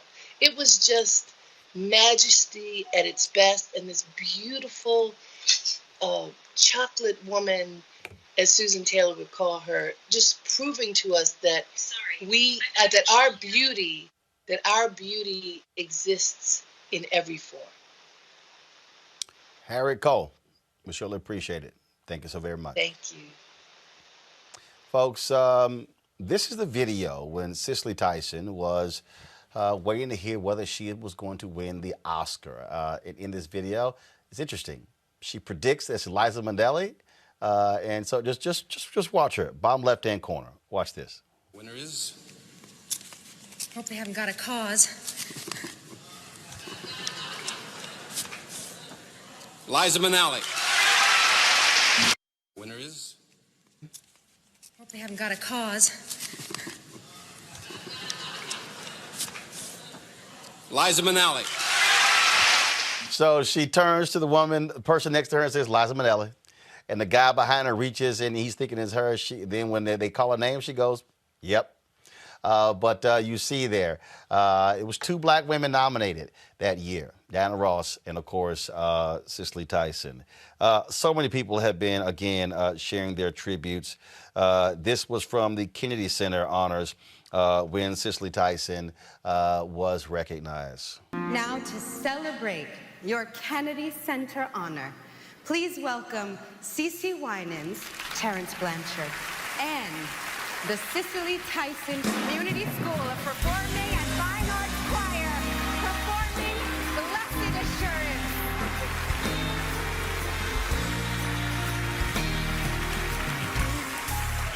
Blessed assurance, Jesus is mine. Oh, what a foretaste of glory divine, heir of salvation, purchase of God, oh yeah, born of His Spirit.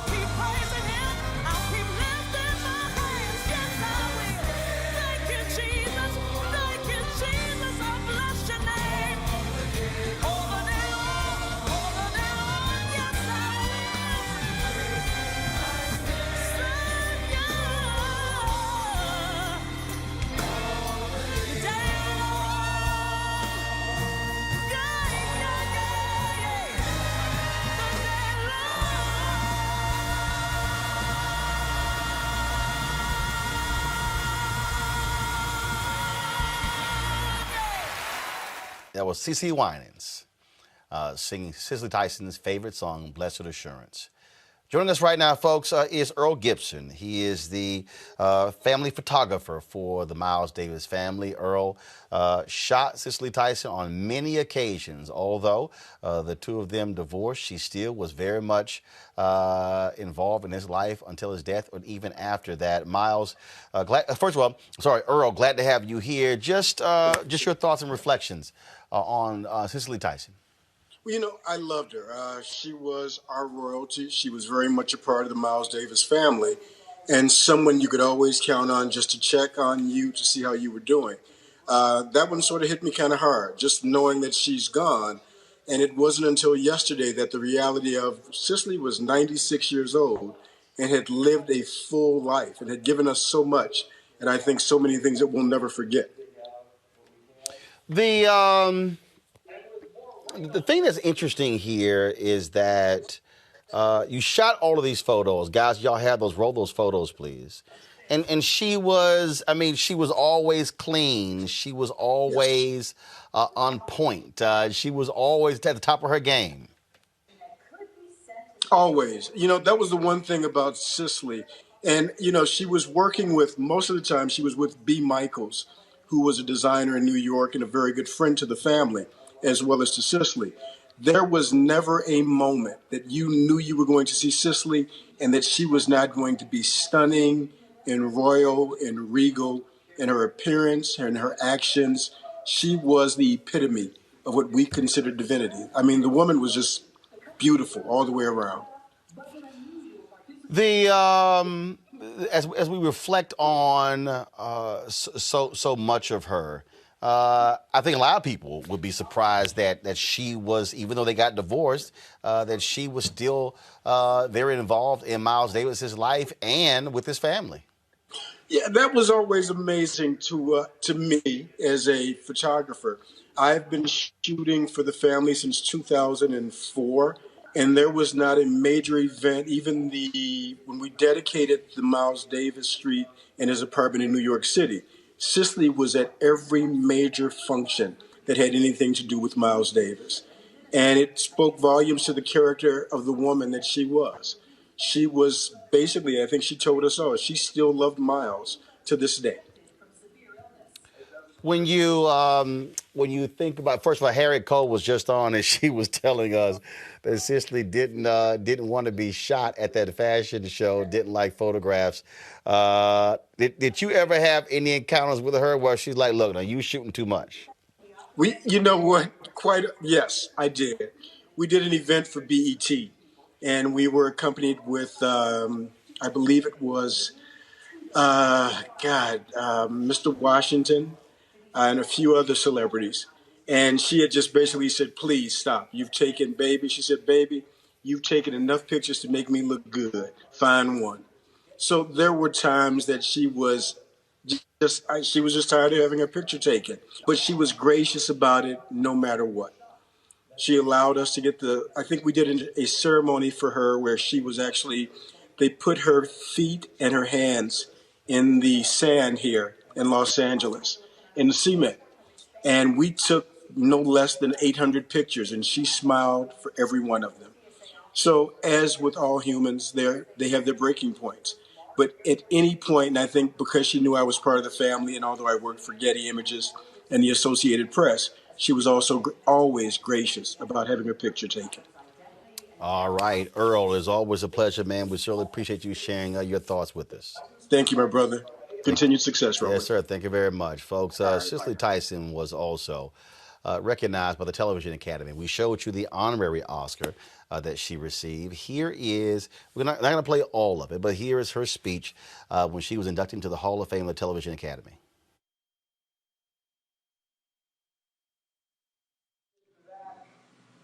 Every last one of us comes to this industry, to this particular arena of storytelling, because at some point in our lives, we decided to pursue our dreams.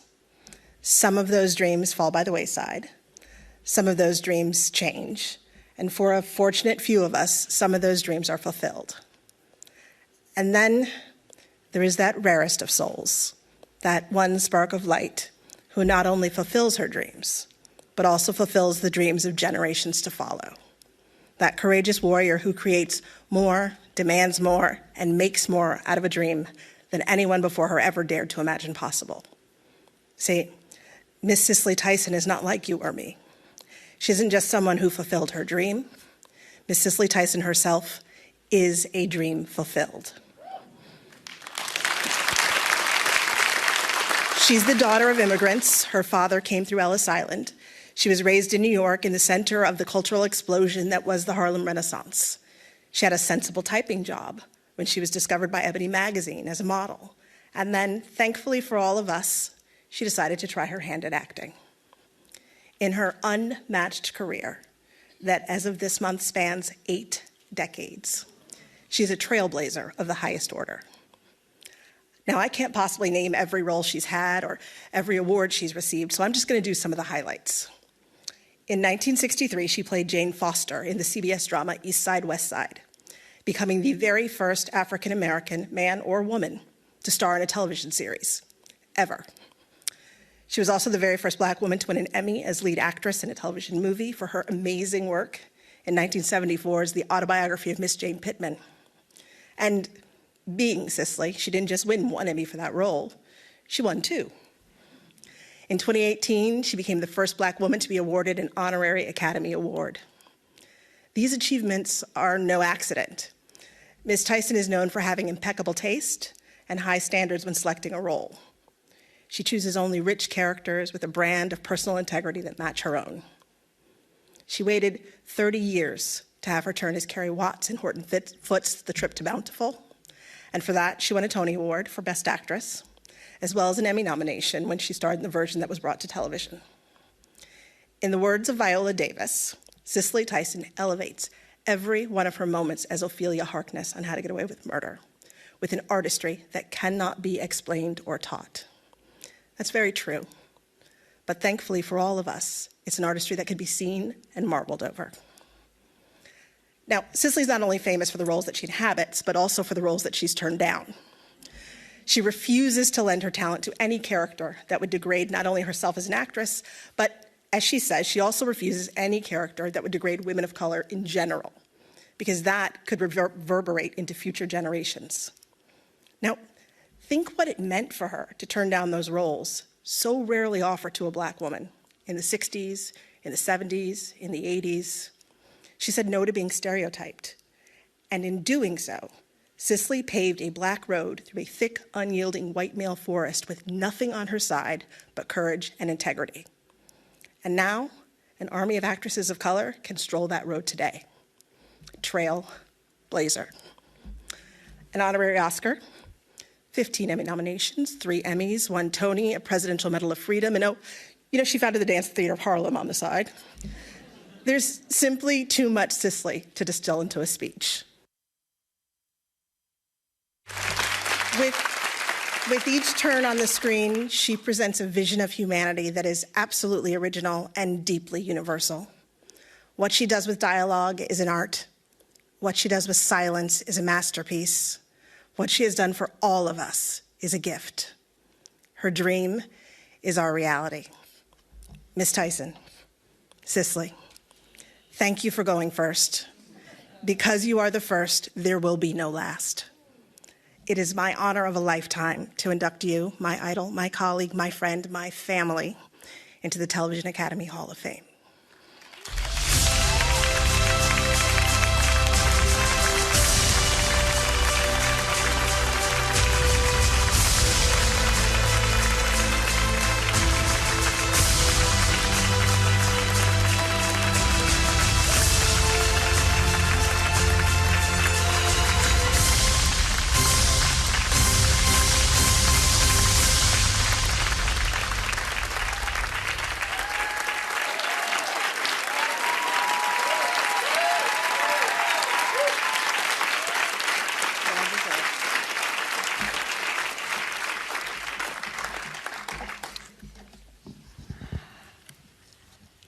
Well,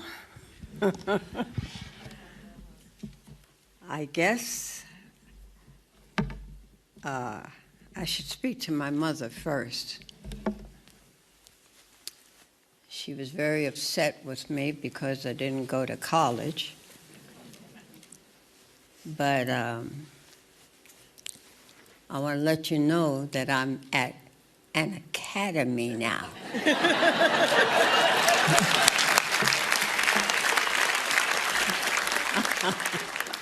And I hope I made up for the disappointment. I want to thank God for keeping me here as long as I've been here to go to an academy. Okay. Moments like this render me speechless, I should say. Shonda, I don't know who you were talking about, but I'll accept it. Thank you for those incredible words. Those are the words that kept me going, that made me realize that I had made the right decision about my career. It's interesting to me that I had no idea where it was going, since I knew very little about show business. As children, we were not allowed to go to the movies, so I had no idea what it was that they were talking about. I learned, though. I had an experience while promoting Sounder. It took place in Philadelphia. It was at a coverage for promoting the movie. And one of the journalists stood up and said, "Miss Tyson, I discovered a bit of prejudice in myself while watching the movie Sounder." When I asked what it was, he told me that he could not accept the fact that my son, the oldest one, referred to his father as Daddy. The confusion came about because my son was black, his father was black, and he called him Daddy. The reporter said the confusion and the discovery of his prejudice came about as a result of the fact that he could not understand nor accept the fact that this little black boy was referring to his father, who was black, as Daddy, because that's what his little white sons called him, and he was white. I can't remember that I was able to ingest that without finding it difficult to swallow. I became aware of the fact that there were some issues that I had to address. That was one. And that I would choose my career as my platform. I am extremely grateful that what I refer to as divine guidance led me to this experience and gave me the future of my career. I made up my mind I just could not afford the luxury of being an actress. There were some issues I wanted to address, and as I said, I used my career as my platform. That it would bring me to a moment like this is nothing that I ever fathomed. I just was doing what I felt was important for me to do. I want to say thank you to the Academy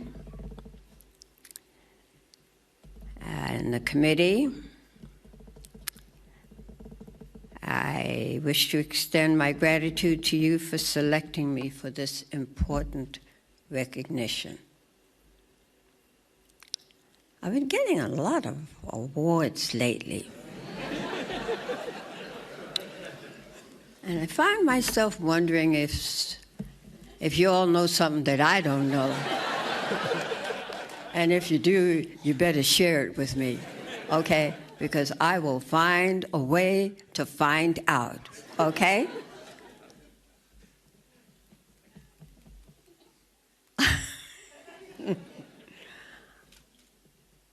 I have had an incredible career.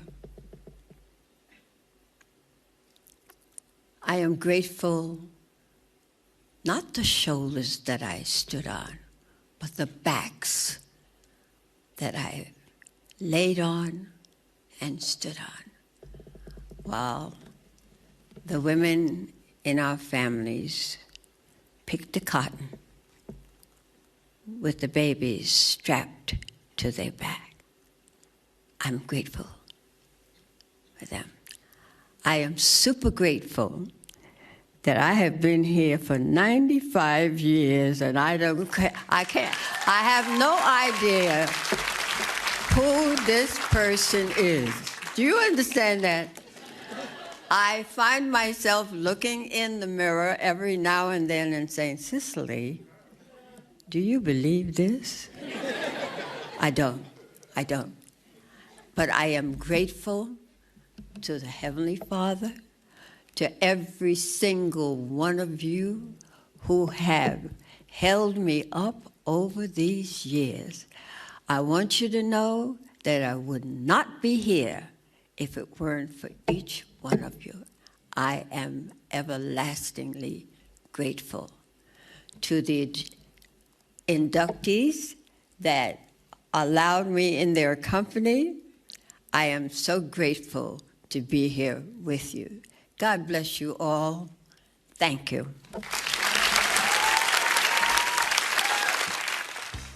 Folks, the reason we do this is because when you have folks like the great Cicely Tyson, they deserve it. They have lived amazing lives, had tremendous careers, have touched us in a significant and unique way. This is a photo when we were at the MLK Memorial with Joe Madison and I and Cicely Tyson. That was, of course, from 2011. And when there was a documentary that Danny Glover was in that John Legend actually was one of the producers. This is that photo there, Cicely Tyson and I on stage at Bethel AME Church in Washington, D.C. Y'all go to show it, please. And so that's the, I'll pull it up. This is the, go back. This is the photo here. You should see the photo now. It was always great to see her, always great to chat with her, as she would always gently touch your face and have a kind word to say. She has now gone on to become an ancestor, but we have her work, a tremendous body of work that is still with us. So whether we look at Sounder or the autobiography of Miss Jane Pittman, whether we look at, of course, Idlewild, whether we look at, of course, her in Tyler Perry movies, or, of course, her being in the television show How to Get Away with Murder with Viola Davis. Just a tremendous, tremendous actress and an equally great person. We will certainly miss her, and we thank her for all that she did. Our prayers go out to all of the women, many women, folks, and men as well, but many women across this country and the world who she touched. And so we certainly thank so many of them. Folks, that is it for us here on Roland Martin Unfiltered. We thank all of you for watching as well. Of course, we'll be having the restream of this show as well. And as we did last night, we'll do this here. We're going to end, of course, with our memoriam for the great Cicely Tyson. I'll see you guys on Monday.